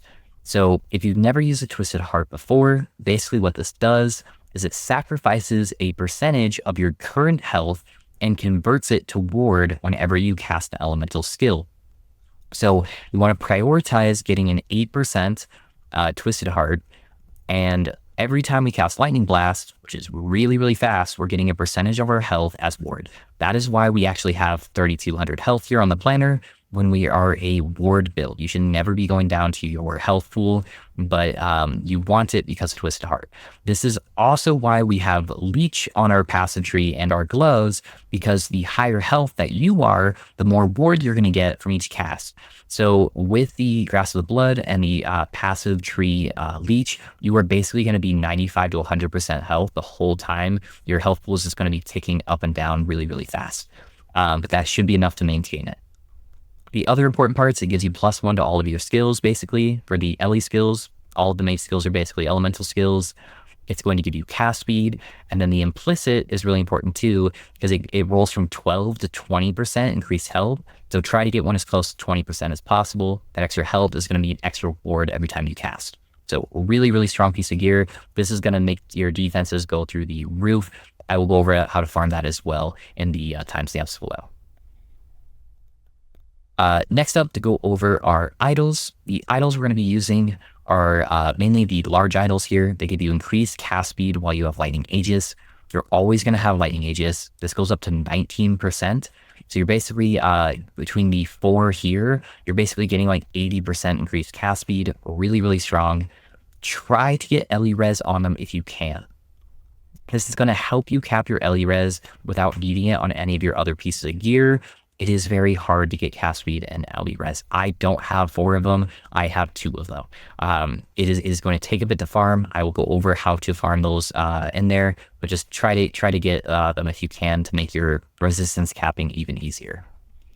Outside of that, I put in an Adorned Idol with the increased lightning damage while you have Lightning Aegis, and then the increased lightning damage as the suffix. We don't care about the double effect for 300 mana. It's not worth us trying to get an extra 150 mana just to get the little bit of extra percentile damage.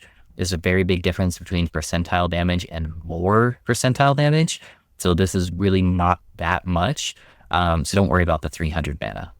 As far as the enchants, I forgot to go over that.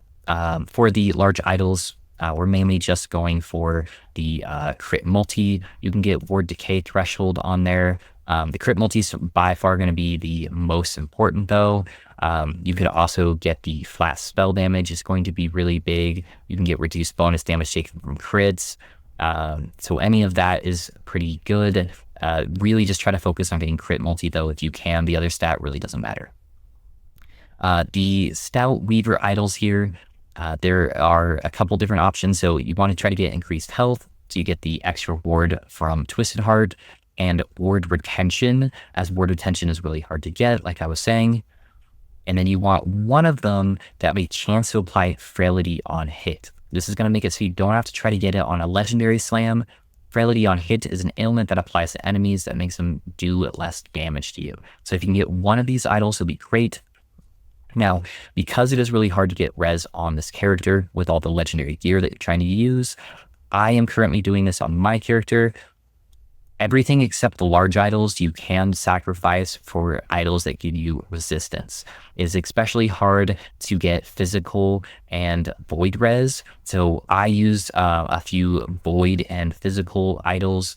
So you can just use like 2x2 Humble Weaver idols, and then you can just get a bunch of resistance on them. So if you like look at these guys, I can get 23 physical res on one 2x1 idol. So I could put 2 of those right here if I wanted to as well. So use that if you need to help cap your resistances, but try to fix it later on with really good gear when you get to that point.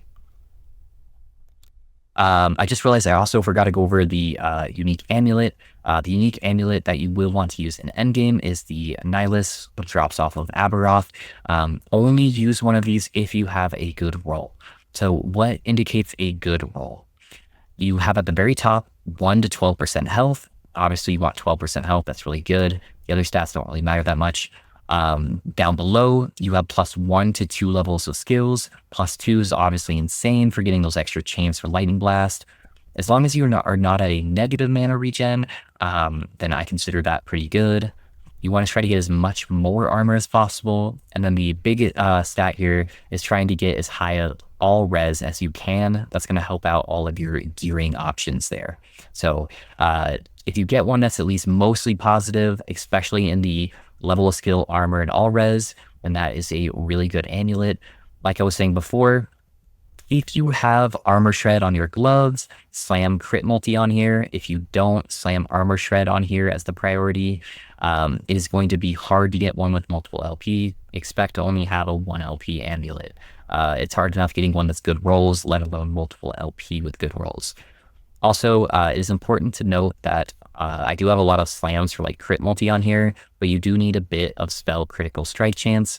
So at least on one of your items with your Fragment of the Enigma, your Amulet, your Wand, and your Relic, at least on one of them, try to have a high tier increased spell critical strike chance. When you go to your offensive tab in game, it shows 85, but that's only because it's showing the percentile base crit on the gloves as an average roll. So if I put it over here at max, it's over 100%. You're trying to get over 100% critical strike chance for your spark charge. So try to at least have one of these pieces of gear with like a T6 increased spell critical strike chance or higher. And then everything else could be crit multi and cast speed. As far as the blessings go, I only fill out the blessings that are going to increase your actual character power. The rest is all drop related, so take whatever you need to farm the current gear that you're trying to farm. But from the Black Sun, you want to go for Crit Multi. From the Ending Storm, you want to get Lightning Shred. This is the only place we can get Lightning Shred from. You can also go for Lightning Damage. It is not going to be as high damage output for bossing as Lightning Shred will be though, so I prefer that one. You want to try to get the highest all res possible from Reign of Dragons to help all of your other gearing here on your character. So your end timeline that you're going to want to farm a bunch of anyways is going to be Reign of Dragons, since it also drops Twisted Heart. So you should be able to get a 20% roll eventually. The last two here, Age of Winter, we're going for percentile armor, and Spirits of Fire, we're going for flat armor. You should actually be able to get up to a pretty decent armor mitigation because of the more armor multiplier that you get from the static shell here, as well as from the Nihilus from getting the more armor. So you should be able to get a massive amount of damage reduction from getting these blessings here with that. And then that's basically going to wrap up the gear, idols, and blessings. Also, keep in mind, I do have the my skill bar here set up. So we converted Runebolt into cold damage, Flame Ward into cold as well. I actually messed that up. I thought I had already updated that one. So let me do it live for you real quick. That was because I had this change for before Frostwall was bugged, and I didn't realize it was bugged yet, and so it kept changing the conversion. So you're going to have Runebolt as cold, Frostwall as fire, and Flame Ward as cold. So you have a cold, fire, cold skill. If you want to swap where Flame Ward is and Runebolt, you can do that. Just make sure that Lightning Blast is one of these nodes. Technically, Runic Invocation can be anywhere over here too. It just skips Runic Invocation in the order for which it's trying to find the cold, fire, cold. But this is the dummy way to do it to make sure you don't accidentally mess it up. So this is how I would set up your skill bar to always get your Ray-One's Frost Guard. And then that will kind of wrap up the gearing section for the character. Hopefully that makes sense. I'm going to briefly go over the budget setup though as well. All right, guys, here is the gear for the budget planner. If you don't have any of the other uniques or you're trying to farm them, these are some gear substitutes that you can use so you know what you're looking for. It's basically the same stats that I showed slammed onto the legendary gear, but it'll kind of show you what the best bases are to use until then. So you can use a Tyrant's Crown for the percentile leech. You can also use Rune Visage or Arcane Visage. Those are all great options. Even Celestial Helm is great for the increased critical strike chance. The other alternative is if you don't have a 1 LP Bone Clamor and you're struggling to get your critical strike chance, you can actually use a Prismatic Gaze. This can give you 4% base crit, and it'll give you less elemental damage taken. It just doesn't give you a bunch of intelligence on top of that. So this is a great other option if you don't have a 1 LP Bone Clamor. But this is much rarer than Bone Clamor, so likelihood of you having one of these that's decent before you have a 1 LP Bone Clamor is pretty rare, but that is an alternative. Chest Armor, Tyrant Regalia for the cast speed and flat damage is great. If you don't have the gloves for the base crit, you can try to get increased spell critical strike chance on the chest armor as well. Dragon Horn Wand is really good before you get Mad Alchemist Ladle for the percentile cast speed, and you're basically going for the same stats. Bone Amulet for the extra resistances is fantastic. Just using Opal Rings for the 2 intelligence that they give you is really good. If you don't have an Orion's Belt, just use a spell or a Lightning Blast Chain Belt from a champion mob. Grasp of Blood Mage, I still put it on here because it's so important, but you can honestly use any other pair of gloves. I recommend using Eternal Gauntlets or Crusader Gauntlets for the res or the extra armor mitigation, and then just grabbing the same stats on there that I put on the slam on the endgame version. So you're looking for like cast speed, intelligence, armor shred, health. Citadel Boots are really good because they give you 50% reduced bonus damage taken from critical strikes. So just try to prioritize getting intelligence on there. You can use the Scrying Eye for the crit multi until you get a Twisted Heart. And then everything else is basically the same. You're not going to change anything on the tree. You're going to build it out the exact same way. And then once you get those unique items, even at 1 legendary potential, you're going to swap them in. Alrighty, guys. The next thing I want to go over for the character is how to target farm gear. How do you obtain all of these different uniques that are on the build, whether you're on Merchant or Circle of Fortune, whether you're a brand new player or you have a ton of experience and materials to use. I'm going to kind of show you how to get each individual piece. The first thing I want to show you though, that is very, very important for knowing how to target farm each piece of gear is knowing if an item is a random drop or a boss drop, because that is going to determine how you can target farm it regardless of what faction you are in. And how you are going to determine that is directly from the planner. So if you click on any of these items, so we're going to click on our Bone Clamor, and you scroll down to the bottom, it is going to tell you where this item comes from and your chances of getting a legendary potential. So it is a random drop. It is a common random drop, so pretty easy to obtain, at least as 0 LP. Which means that you can get it from a Rooted Ascendance, or you can go to like the Black Sun timeline and you can get the Echo reward nodes that give you a random like unique helmet. So the main thing that you want to look for here is that it is a random drop and not a boss drop. But if we look at like the Twisted Heart here, and we scroll to the bottom, it says obtained from the Emperor of Corpses, which is the Reign of Dragons timeline boss. And then it will give you the chances of obtaining one by base default without any faction stuff going into play.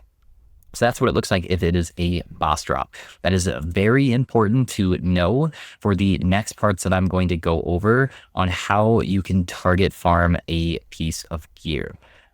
So make sure you guys are double checking. If you're missing any piece of gear, go ahead and click on it. Double check first. Is it a random drop? Is it a boss drop? And then we can go over these next pieces. But I'm going to go through each piece of gear and tell you guys how to target farm each of them.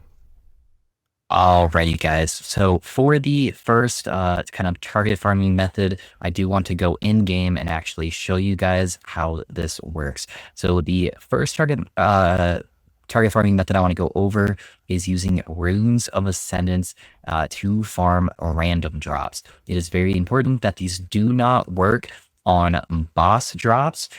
So like I showed you guys just briefly how to double check that, but in case you're wondering, that is going to be the Twisted Heart, the Jura Star Dial, Mad Alchemist Ladle, and the Nihilus. All of those are boss drops. You cannot use this strat to obtain those.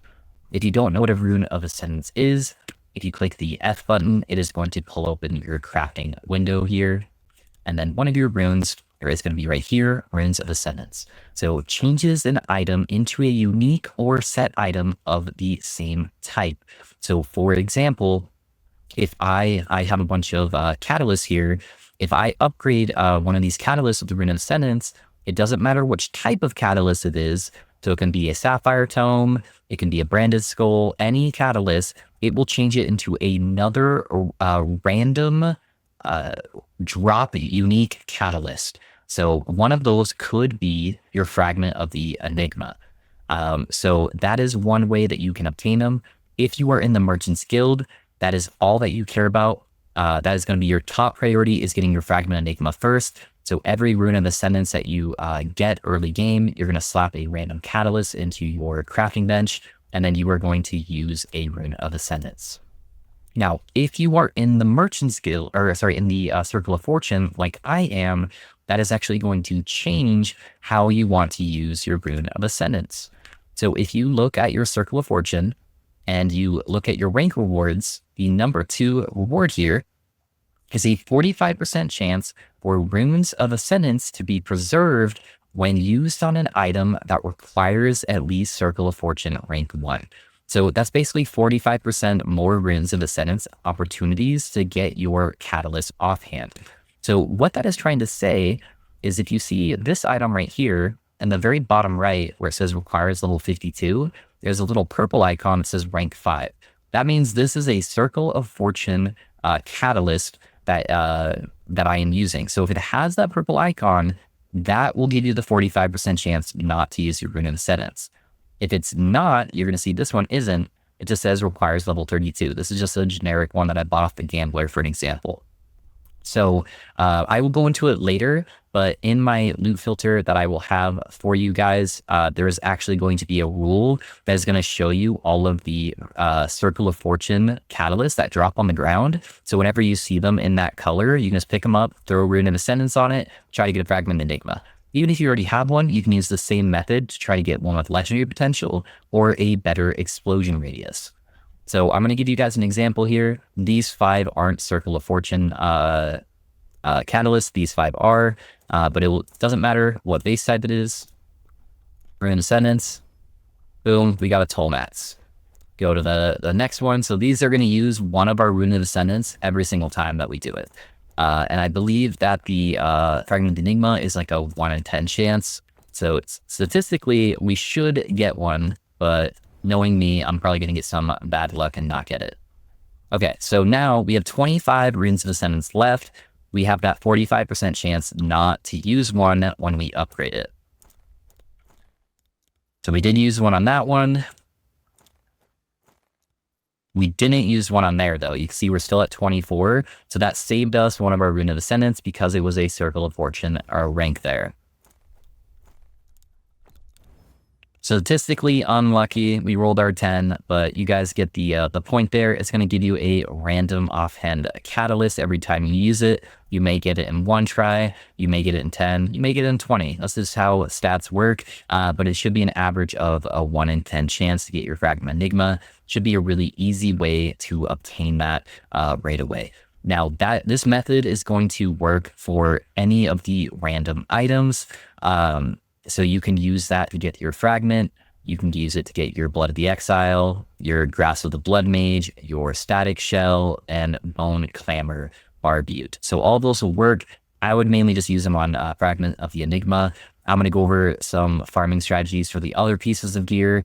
That's going to be a little bit more beneficial than just trying to get the fragment. The fragment you just need right away, so I would start doing this as soon as you can. But that's how you use Rune of Ascendance there, depending on what faction you are in. The next target farming strategy that you can do, if you already have one of the items and you are trying to get more, is Weaver Tree Imprinting. Everybody can do this regardless of what faction you are. So if you click Y, you go to your endgame faction tab, you should have access to the Woven faction. If you don't have access to this yet, you get it once you start entering the monolith and clearing out echoes in the endgame, which is located in the end of time. So once you start clearing out these monoliths here, you're going to start getting access to it. Once you go into your first tomb or cemetery, you will automatically unlock the Woven faction. One of the things that you can get is a Weaver Tree, which helps you customize your endgame experience. There will be a Weaver Tree in the endgame planner. There's a big button right next to where it says the skills that says Weaver Tree. That's going to give you a slider on how to progress. Mine's slightly customized from that one, just from what I was currently trying to farm. So don't freak out if mine's very slightly different than what that one is. But the main key parts are getting these little windows here that you see all the way across my Weaver Tree. These are called imprints. Each of them proc differently. So the commoner's riches, place a weapon or a jewelry item to imprint it in this slot to have a small chance to drop a pile of similar items when killing enemies in your regular echoes. So I have this crazy GG wand that I have imprinted in here that I want to use to slam into a Mad Alchemist ladle. So I have a chance to get extra one of these. You can see down on this slot, place an armor or weapon item to imprint it in the slot to have a chance to drop a pile of similar items when opening a lost cache in your echoes. And then I have a fragment of the Enigma in here. So I have a chance whenever I open up those lost caches that I just drop a bunch of fragmented Enigmas. Same thing over here. You have a small chance from your echo rewards to drop a bunch of static shells for me. Or when you kill a champion, I can get fragmented enigmas from killing champions. So everybody can use this. Once you get your first version of the item, you're just going to go in here, you're going to grab it, and you're going to put it in that window. It is going to kind of snapshot what it looks like, but you can see I'm still equipped with the item. So it doesn't eat the item, it just puts it in the window. So now you have a chance to drop more items that are similar to this one. So that is a strat that everybody can use regardless of what faction you are to help target farm more of these items. You can get like higher legendary potential or better rolls. The next thing I want to go over is for the Circle of Fortune users like me. You have the prophecy system, which is like a quest that you can complete, and then it will give you a bunch of items depending on what you selected. So the first thing here is if you go up into this room in the Circle of Fortune main hub, you have your prophecy towers here. So how these work is they give you little quests like this right here. It says event Death of the Crimson Blade. He is an arena boss from Arena Tier 2. So that's the condition. And the reward, if I complete this, is I get 14 Exalted Amulets. Now at the top it says fulfilled 0 out of 2 times. So if I purchase this for 10,600 favor, I could kill the Crimson Blade 2 times, and each time I kill him, he's going to give me 14 Exalted Amulets. So this is another way you can target farm both Exalted gear to go into your legendaries or the legendaries themselves. The prophecies work the same exact way that Rune of Ascendance works. You can only use it for non-boss drops. So again, that's going to be your boots, gloves, armor, offhand, and helmet that you can farm this way. The directions here are just based on what type of items you want to farm. So the south side is going to be jewelry. So that's going to be like amulets, rings, relics. The east side is going to be weapons, including offhands like Catalyst. North side is going to be all your armor. And the west side is going to be runes, glyphs, and idols. So depending on what you're trying to currently farm, that is how you're going to do it. The other part that you want to put into play here is you have lenses in the bottom. The higher level you are, the more lenses you'll have. And these will kind of help shape what you're going to get as far as prophecies or how rewarding they are going to be. Now, I don't really use prophecies a lot when I'm low level of my Circle of Fortune rank here. So it goes up to rank 12 and they get better and better as you get more rewards the higher up you are. Like more T7 affixes, uniques are twice as likely to have legendary potential, prophecies grant twice as many items. So I normally wait until I'm like level 7 or 8 till I start really doing prophecies. You level this up by just killing monsters and gaining XP, as well as completing prophecies if you want to do lower. And that's also how you get favor, which is what you spend in order to use those prophecies. Now, in order to buy lenses, you just go over to this merchant right here, and she will sell you lenses. Now, there are a few different strategies to do, so I'm going to show you the two kind of best ones to utilize. You have the very simple one where you don't really have to think about it, which is you buy a refracting lens of wealth. So all prophecies cost 110% more, but they offer double the rewards on completion. So if a prophecy says it's going to give you 5 amulets for killing a boss, now it's going to give you 10 amulets for killing a boss. The next one is refracting lens of rhyme. So same thing, it adds a more cost multiplier to how much favor it's costing you to buy that prophecy. But now they offer twice as many uses.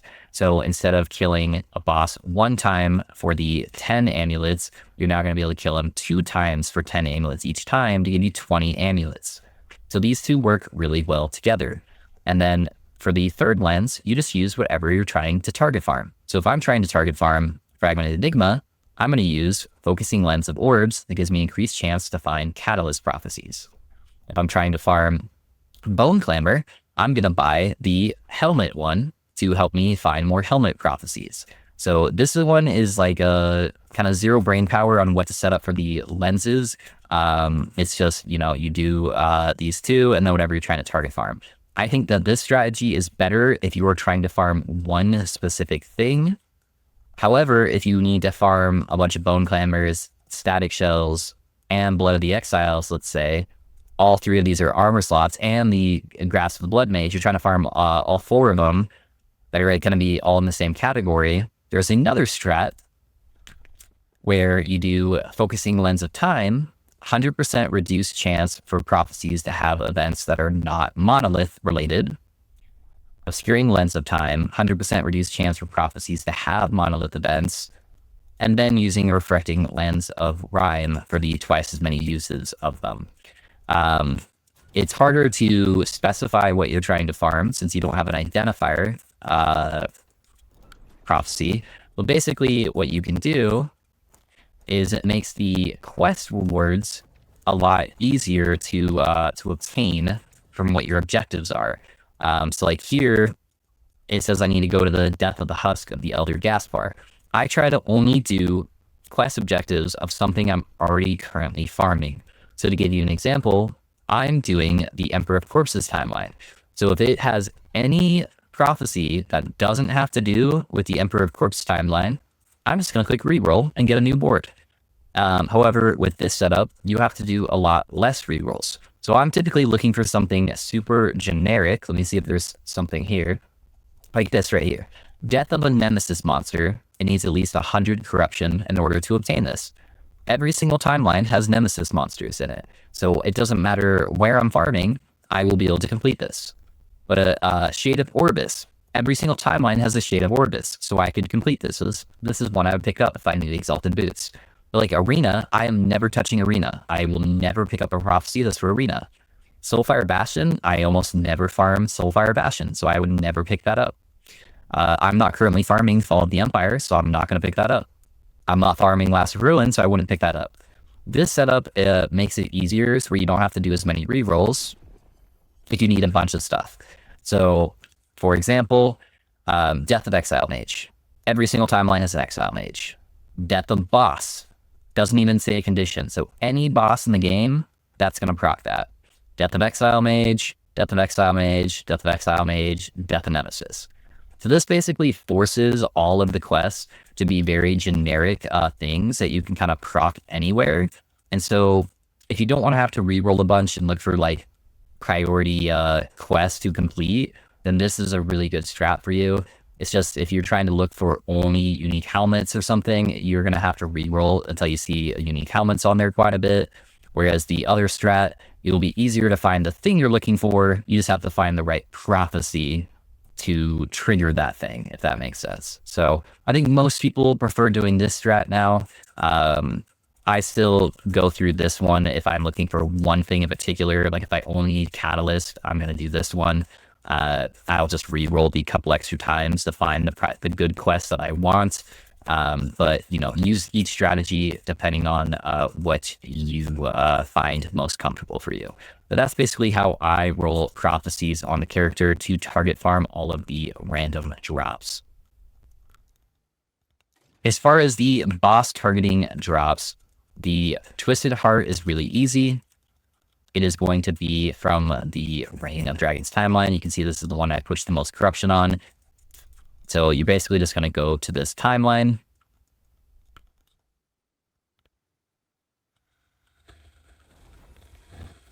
And then when you're at this timeline, you are going to fill up this bar here. When you get to this third lock symbol, you get a click over here. It's going to allow you to fight the main boss of that timeline.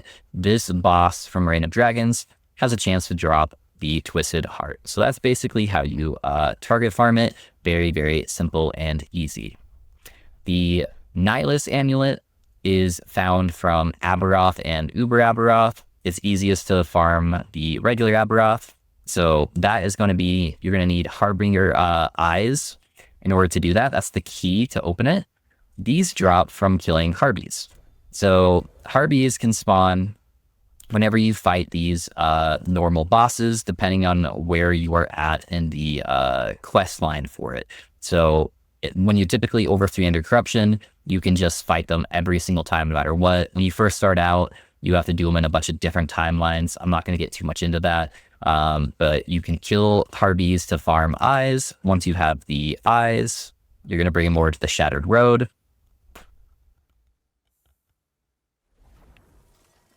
And you're going to go down here and you're going to put him in here and fight the Aberoth boss. And then he will have a chance to drop the amulet. The amulet is rare. It's hard to get them. I get like 1 out of every like maybe 6 or 7 kills I do. And it has a bunch of random rolls on it. So it's pretty likely that it ends up being bad. So it's going to take you a while to get an amulet. So don't worry about it too much. It is not a priority. But when you do get a good one, it's worth using. The next boss drop, the Jura Star Dials, very, very easy to farm. They're in the Temporal Sanctum. If you right click on the key, it'll tell you where the Temporal Sanctum is. You can do this on any difficulty. So you can do them at like level like 30. And it is guaranteed to drop one of these every single time. And you are guaranteed to be able to slam the correct stat that you want on it as long as you do the dungeon at tier 2 or higher. So you can just instantly get intelligence on these rings. So super easy to obtain. The last one, the Mad Alchemist Ladle. Mine is really bad. Ignore it. It's got really bad stats on it, or tiers of stats at least. These are only farmed from the Exile Mages. Those things you randomly encounter when you're in the middle of a monolith where you click on the prison and then a mage pops out of it and tries to kill you.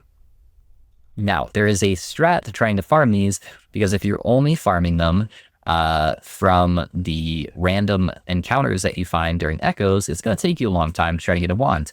However, there is a monolith Echo. Let's see if I can actually find it here. I think it's on my endgame faction tree here. Yep, so the Rune Prison Complex. So a Runemaster fortress from which rune prisons are temporarily displaced and the arcane experiments they created are sealed away. Basically what this means is it creates an echo that is just filled with a whole bunch of mages that you can fight all at once. You get like 20 plus mages and one single echo, and you have a really high chance to get a wand. One of the echoes I did, I got 6 wands out of a single echo. So that is what you are going to want to farm. Now, a lot of people don't know this, but you can only obtain the Rune Prison Complex Woven Echo if on your Weaver tree you take the Graveyard Prisons node up here.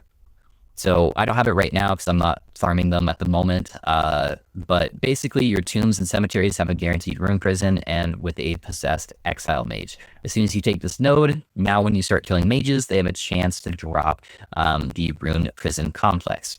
Once you drop your first one, you can slot them into here, and then they will just randomly start appearing on your monolith without you even having to place them. Otherwise, you have to go kill a cemetery on your echo. So let me show you what those look like really quick. We'll bounce back here. So cemeteries are the little green cave-looking guys. I think I might have cleared them out there. So they look like this.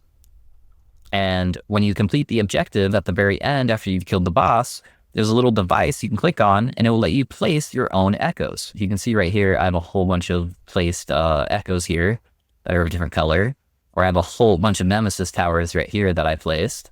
So anytime you do in those cemeteries, you can just place the Rune Prison echoes, and then you can go and fight a whole bunch of mages all at once to get your wand. So that's how you get your base wand. What I recommend doing if you want a high legendary potential wand, like I have like 23 LP wands, is once you get like 10 of them, and it doesn't matter if how much LP it has on it or anything like that, your first thing is to make sure they all have 0 LP or 1 LP on it at least. And then there is a woven echo called the turtle, the Farsight turtle, which basically you do this little objective, and then at the very end, it has a little box where you can put a bunch of items into it. And it's basically going to re-roll the legendary potential on those items. Most of the time, it's going to clear off all of the legendary potential, and it's going to put it back to 0. Sometimes it'll give you like 1, 2, 3, or even 4 legendary potential. Most of the time, it's just going to put it back to 0, right? So I'd grab all your wands, do a Farsight turtle, turn them all to 0. Maybe you get lucky, you get a 3 or whatever. And then if you go set up a Nemesis tower, if you guys aren't familiar with how Nemesis works, it's a monster where you can put an item into an egg, and then you can empower it by killing this monster, and then it has a chance to upgrade your item to add legendary potential. So how it works with most items is it will either add a random legendary stat, it will add legendary potential on it, or if it's your second time empowering it, it may do nothing. Most items almost always add a legendary stat, and that legendary stat sucks. Considering, or like, for example, my amulet. I didn't want T4 spell damage on my amulet, but that's what the Nemesis gave me because this used to be a 0 legendary potential item. For some reason with Mad Alchemist Ladle, I don't know if it's a bug, but if you put it inside a Nemesis egg, I have done this probably 100 times, and 2 of those 100 times, it gave me a legendary stat. Every other time, it gave me legendary potential, which means this is why I have a whole bunch of Nemesis towers right here. So I would grab like 10, 15 wands. I would go do a turtle. It would randomize their legendary potential. Most of them would go to 0. And then I would set up a whole line of Nemesis towers. And then I would go and try to get their legendary potential up high again. If I didn't hit a 3 legendary potential or higher, then I would go bring them all back to a turtle, and I would clean them all out. Sometimes I would get a random 3 LP from doing that. And then I would just rinse and repeat that process over and over. If you guys don't have a bunch of Nemesis towers or turtles, you can actually buy them in the Haven of Silk down here. So from the vendor itself, she will actually sell you the Nemesis tower, and I believe the turtle as well. Yep, and the turtle right there for amber, which you just get from doing like cemeteries and tombs. There's like some amber farming strats, but I'm not going to go over that. And then you'll have very easy access to getting a bunch of wands. Let's see here. So 3LP, 3LP, 3LP, 3LP, 3LP, 3LP, all of these are self-farmed. So it is very, very easy doing that strat to get a very high Mad Alchemist Ladle. The first step is just getting access to that Rune Prison Woven Echo. I know I kind of went on a bit of a tangent there, but I wanted to go over that strat as it is very, very strong to get a multiple slammed Mad Alchemist Ladle here. And that's how you farm those guys. The last thing here is the belt, the Orion's Descent. It also comes from a Woven Echo, the Seeker's Summit. So you slay the Orion boss. You just walk into the Echo, there's a boss there, you kill it. The boss every single time drops 2 belts. So it's very easy to farm. The only stat you care about is the intelligence, so just wait till you get a high intelligence roll. You'll get a 1 LP with them like super, super quick. These are a very easy Woven Echo to obtain, so just put in like 20 of them. You'll probably have a couple 2 LP belts that you can slam that have decent intelligence on it. So that is how you target farm each of these pieces of gear with various methods. Hopefully that all makes sense. If you guys have any questions on how to target farm any of this gear, let me know. I play Circle of Fortune, so I find all of my own gear. I will do my best to help explain it to you if this wasn't good enough for you, or if you have any weird one-off questions that you want to ask. I'm here to help you guys make this journey a little bit easier, so please let me know. All right, guys, next thing I want to go over is the Weaver tree. I know we just kind of went over target farming. I wanted to go over that first, but if you guys want to see my Weaver tree, just click on the end game planner. And then right over here, there's a button that says Weaver tree. So it's going to show you kind of what I recommend setting up to get started. It has a slider here to show you the progression. Basically, all that I'm trying to do here is grab all of these imprint windows as fast as possible so you can start target farming your gear. I like to block the arena key and gold echo rewards as they are useless, as well as the beacons so they never appear. And then my strat is to go get as many exile mages as possible so you can start farming your wands. And because we're getting so many exile mages and you have a chance to get multiple exile mages when you click on them, I also like taking the node that makes champions appear whenever I'm killing an exiled mage. Champions can drop a bunch of extra gear, so we get a bunch of extra drop chance for them. And there's a node down here where champions have a chance to be accompanied by a loot lizard. So the strat basically spawn a bunch of mages, mages spawn a bunch of champions, champions spawn some loot lizards, and they give you all a bunch of loot. So that's kind of the strat that I'm going on here. Pretty much everybody playing, no matter what build they're playing, is grabbing all the imprint nodes, and then you do a slightly different strategy depending on what you're going for. So you don't have to do this one. If you already have a Mad Alchemist Ladle, you don't have to worry about taking the nodes up here. This is just the tree that I liked playing with. So you can customize it how you see fit. Just grab all the imprint nodes. That's the important thing. But this will be in the build planner for you if you want to follow my exact tree. Alrighty guys, next up I want to go over how to import my loot filter and how to read and change my loot filter from a leveling loot filter to an endgame loot filter to a super strict loot filter. It's all built into one filter, so I just kind of want to show you how to go about that. The first thing you're going to do is click in the video description, the button that says loot filter. It's going to pull up a page that looks like this. It's going to have a bunch of text everywhere. It's going to look really confusing. The only thing you need to do is click onto the window, hold down your control key, and click the A button. It's going to automatically highlight all the text. Then either click Control C or right click it and click copy. That's going to put all of that to your clipboard. Then you're going to go in game and click Shift F. That's going to pull open your loot filter page. Go ahead and click on the little plus sign here. Don't click create new filter, but instead click paste clipboard contents. And then boom, 1.2 Mad Lightning filter. So you can name it however you want. And then there is instructions in the description here. So you can see it says uncheck below rule 24 to make it an endgame filter. Uncheck all yellow rules and change large adorned idols to 2 mods for super strict filter. So I'll show you what that looks like. But I do give instructions on the loot filter itself. This is what it's going to look like. Now I renamed every single rule so you know what it is to know what to do with it. So the first thing is you will never uncheck the very bottom rule that says hide all items. That is the only thing you would never, ever uncheck. Otherwise, your entire loot filter will basically turn off. Everything is going from bottom to top as far as importance goes. So all of these first rules are your leveling campaign rules that will help you go through the campaign. You definitely don't want those on in the late game when you start getting better gear. So once you are feeling like you're seeing too many rare items, you're mostly exalted pieces of gear at this point or unique pieces, and you no longer want to see that gear, you can either look at the description where it says uncheck below rule 24 for endgame filter. So you have rule 24 right here. And then also on rule 24, it says uncheck all rules except the bottom one for endgame filter. So I try to tell you exactly what to do. So all you do is click these little check boxes all the way down and get rid of all the leveling rules. So it says everything but the last item here. So now you have an endgame filter. Red items on the filter are going to show rare affixes, and it says use Rune of Shattering. So if this item is not an upgrade for you, it's hard to get hybrid health mods in this game.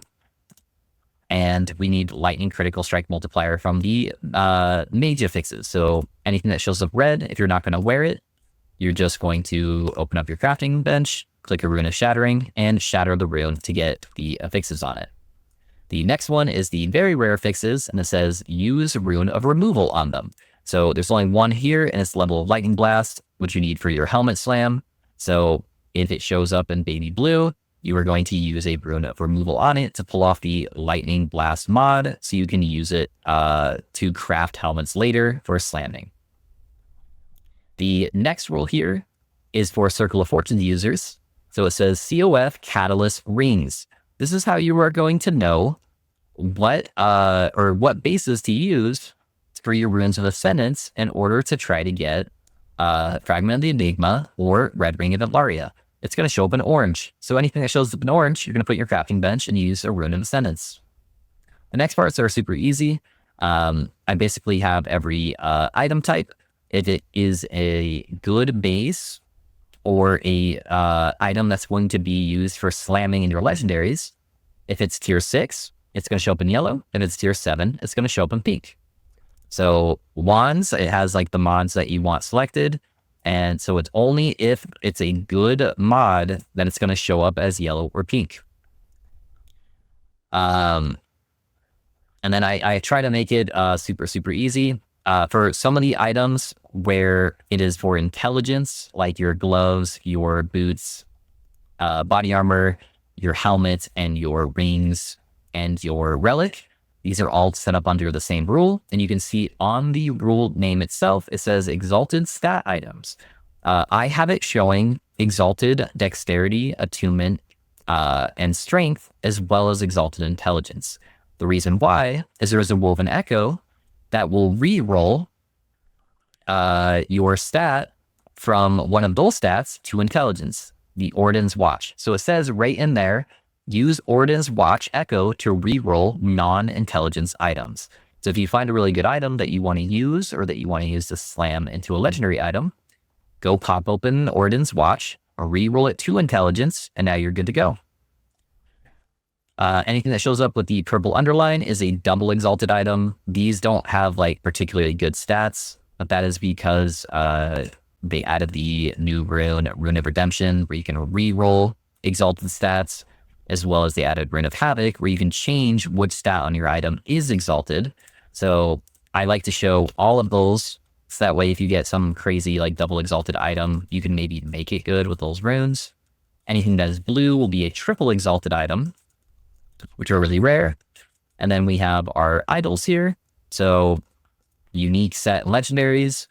And then if it is a really rare item or is an item that's used for the build, it is going to show up in like this white color. So for example, Graspable Blood, see how it shows up as white instead of a regular legendary? That's because it's for this build. Or if we have like a, let's see, I have a Ravenous Void somewhere. Oh, yeah, it's a legendary, huh? I have a pair of Ravenous Voids. Those are a super, super rare, unique item. So if any of those drop, they're going to show up as white. So anything that's white is either going to be for the build, super rare, or it's going to be a 4 legendary potential item or a 25 Weaver's Will item. So anything with white, go check it out. It's probably worth picking up. And that's basically how you read my loot filter. So if you guys have any questions or anything's not working, let me know. Outside of making it into an ending filter, if you want to make it super strict, it says uncheck all yellow rules and change the idols to 2 out of 2. So basically what you do, this is how I have mine set up, is anything that's tier 6, I'm going to uncheck, because now at the point where all my stuff is tier 7, so I'm going to uncheck those. I'm going to go to the Adorned Idols, and then I'm going to select it needs 2 out of 2 of these mods instead of 1 out of 2, and I'm going to go to Large Isles and do the same thing. So I give you exact instructions inside here, but let me know if you have any questions setting this up or anything that maybe isn't working properly on the filter for you. With my testing, this is the filter I use. Everything seemed to be working fine, but if there is any issues, let me know and I'll fix it. Alrighty, guys. Very last thing I want to go over is just the kind of common question of how do I play the build? It looks very complex, but really it is not. So the first thing I want to go over is the Runic Invocation. I've went over this a bunch of times already in the skill tree. Sorry, I unselected my points here when I unequipped one of my items for a showcase. But how you get your Runic Invocation is with immutable order. So instead of going off the element you're casting, it's going off of these skills on your skill bar. So I want the cold, fire, cold rune combo. So the first skill in my bar is Runebolt that I have converted to a cold skill. Then I have Frostwall that's converted to a cold skill, or sorry, a fire skill. And then I have Flame Ward that's converted to a cold skill. So even when I'm casting Lightning Blast, you can see sometimes you have to cast Runebolt first, but you can see it goes cold, fire, cold. And then no matter how much I cast Lightning Blast, it's always going to stay cold, fire, cold. So you don't really have to worry about what elements are showing up. If it ever shows fire, fire, cold, just cast Runebolt once. Sometimes when you enter a new zone, you just have to do that, and then you're good to go. So basically how you play the build is you are going to be using Runic Invocation on cooldown and Flame Ward on cooldown. So while you're going through your Echo, you're just going to be, oh, it's off cooldown. I'm going to cast it. You have 2 charges of Flame Ward, so I normally wait till the first Flame Ward falls off, which you can see right there. Sorry, not that was the Fire Aura, but you can see the kind of cooldown as soon as it comes up. I cast it, and then whenever it's about to fall off or I need a big tanky hit, I'll try to save myself 1 charge, and then I'll just use that as my emergency. So use defenses off cooldown. Other than that, if there's a really tanky mob, you're going to drop Frostwall directly on top of it to apply your brand and to auto cast Lightning Blast for you. But I rarely ever cast that. It's basically only on like big bosses like Uberoth. So other than that, we're just holding down Lightning Blast. As long as I have mana, I'm just holding down Lightning Blast. I'm casting my defenses on cooldown. And if I run out of mana, then I cast Runebolt. You can see how fast my mana goes up. So in practice, defenses, if I'm fighting a boss, putting that down. My Runic Invocation's coming back up. Till my mana pool back up with my Runebolt. That's the entire build. It actually plays really simple. It looks complex, but you really don't have to put that much thought process in it. And then you do a crap ton of damage. So hopefully that makes sense. If you guys have any questions about the rotation or when to use what ability, let me know and I'm happy to help you guys out. Alrighty guys, that is going to wrap up the video. I know it was a long one, so thank you to all of you guys that hung around for the entire thing. Hopefully I went over all the topics. Again, if you guys have any questions, please let me know in the comments. I try to get to every single comment as best I can. Sometimes if you ask a super specific question, I'll try to wait till I'm at my computer to open up a planner, read through everything and make sure I give you the best answer possible. So if I ever don't answer a question after a couple days, just re-ask it. I'll get to it. I probably just ADHD brained and forgot about it because I wanted to wait until I could give you the best answer possible and check all my facts. So yeah, please let me know. If there is a build that you guys want to see next, please let me know in the comments as well. I'm always looking for new, unique interactions. I typically don't play like the super meta stuff, but I try to find cool unique interactions and find new ways to play builds, and then try to make them meta as best I can, or at least make them really good endgame builds. So if you're into that kind of stuff, let me know your ideas. Let me know what you would like to see if you haven't seen it before, and I'll do my best to make it happen. If you guys want to watch me make these characters, most of the time you can get these planners like a week in advance by just coming over to the Twitch stream. I build them all live in front of you guys. I recraft a lot of them live in front of you guys. So if you kind of want to see the evolution of the build or play it along with me, that's the best way to do it. I try not to do these really lengthy build guides until I've gone through the trenches and tried everything out and done all my testing properly, and then I put them out. So drop by twitch.tv/pinchingloaf, and I would love to see you guys there and chat with you guys live. I answer a bunch of questions on stream as well. But other than that, guys, I appreciate all of you. I love all of you guys. Thanks for hanging out, and I will see you guys on the next one. Bye.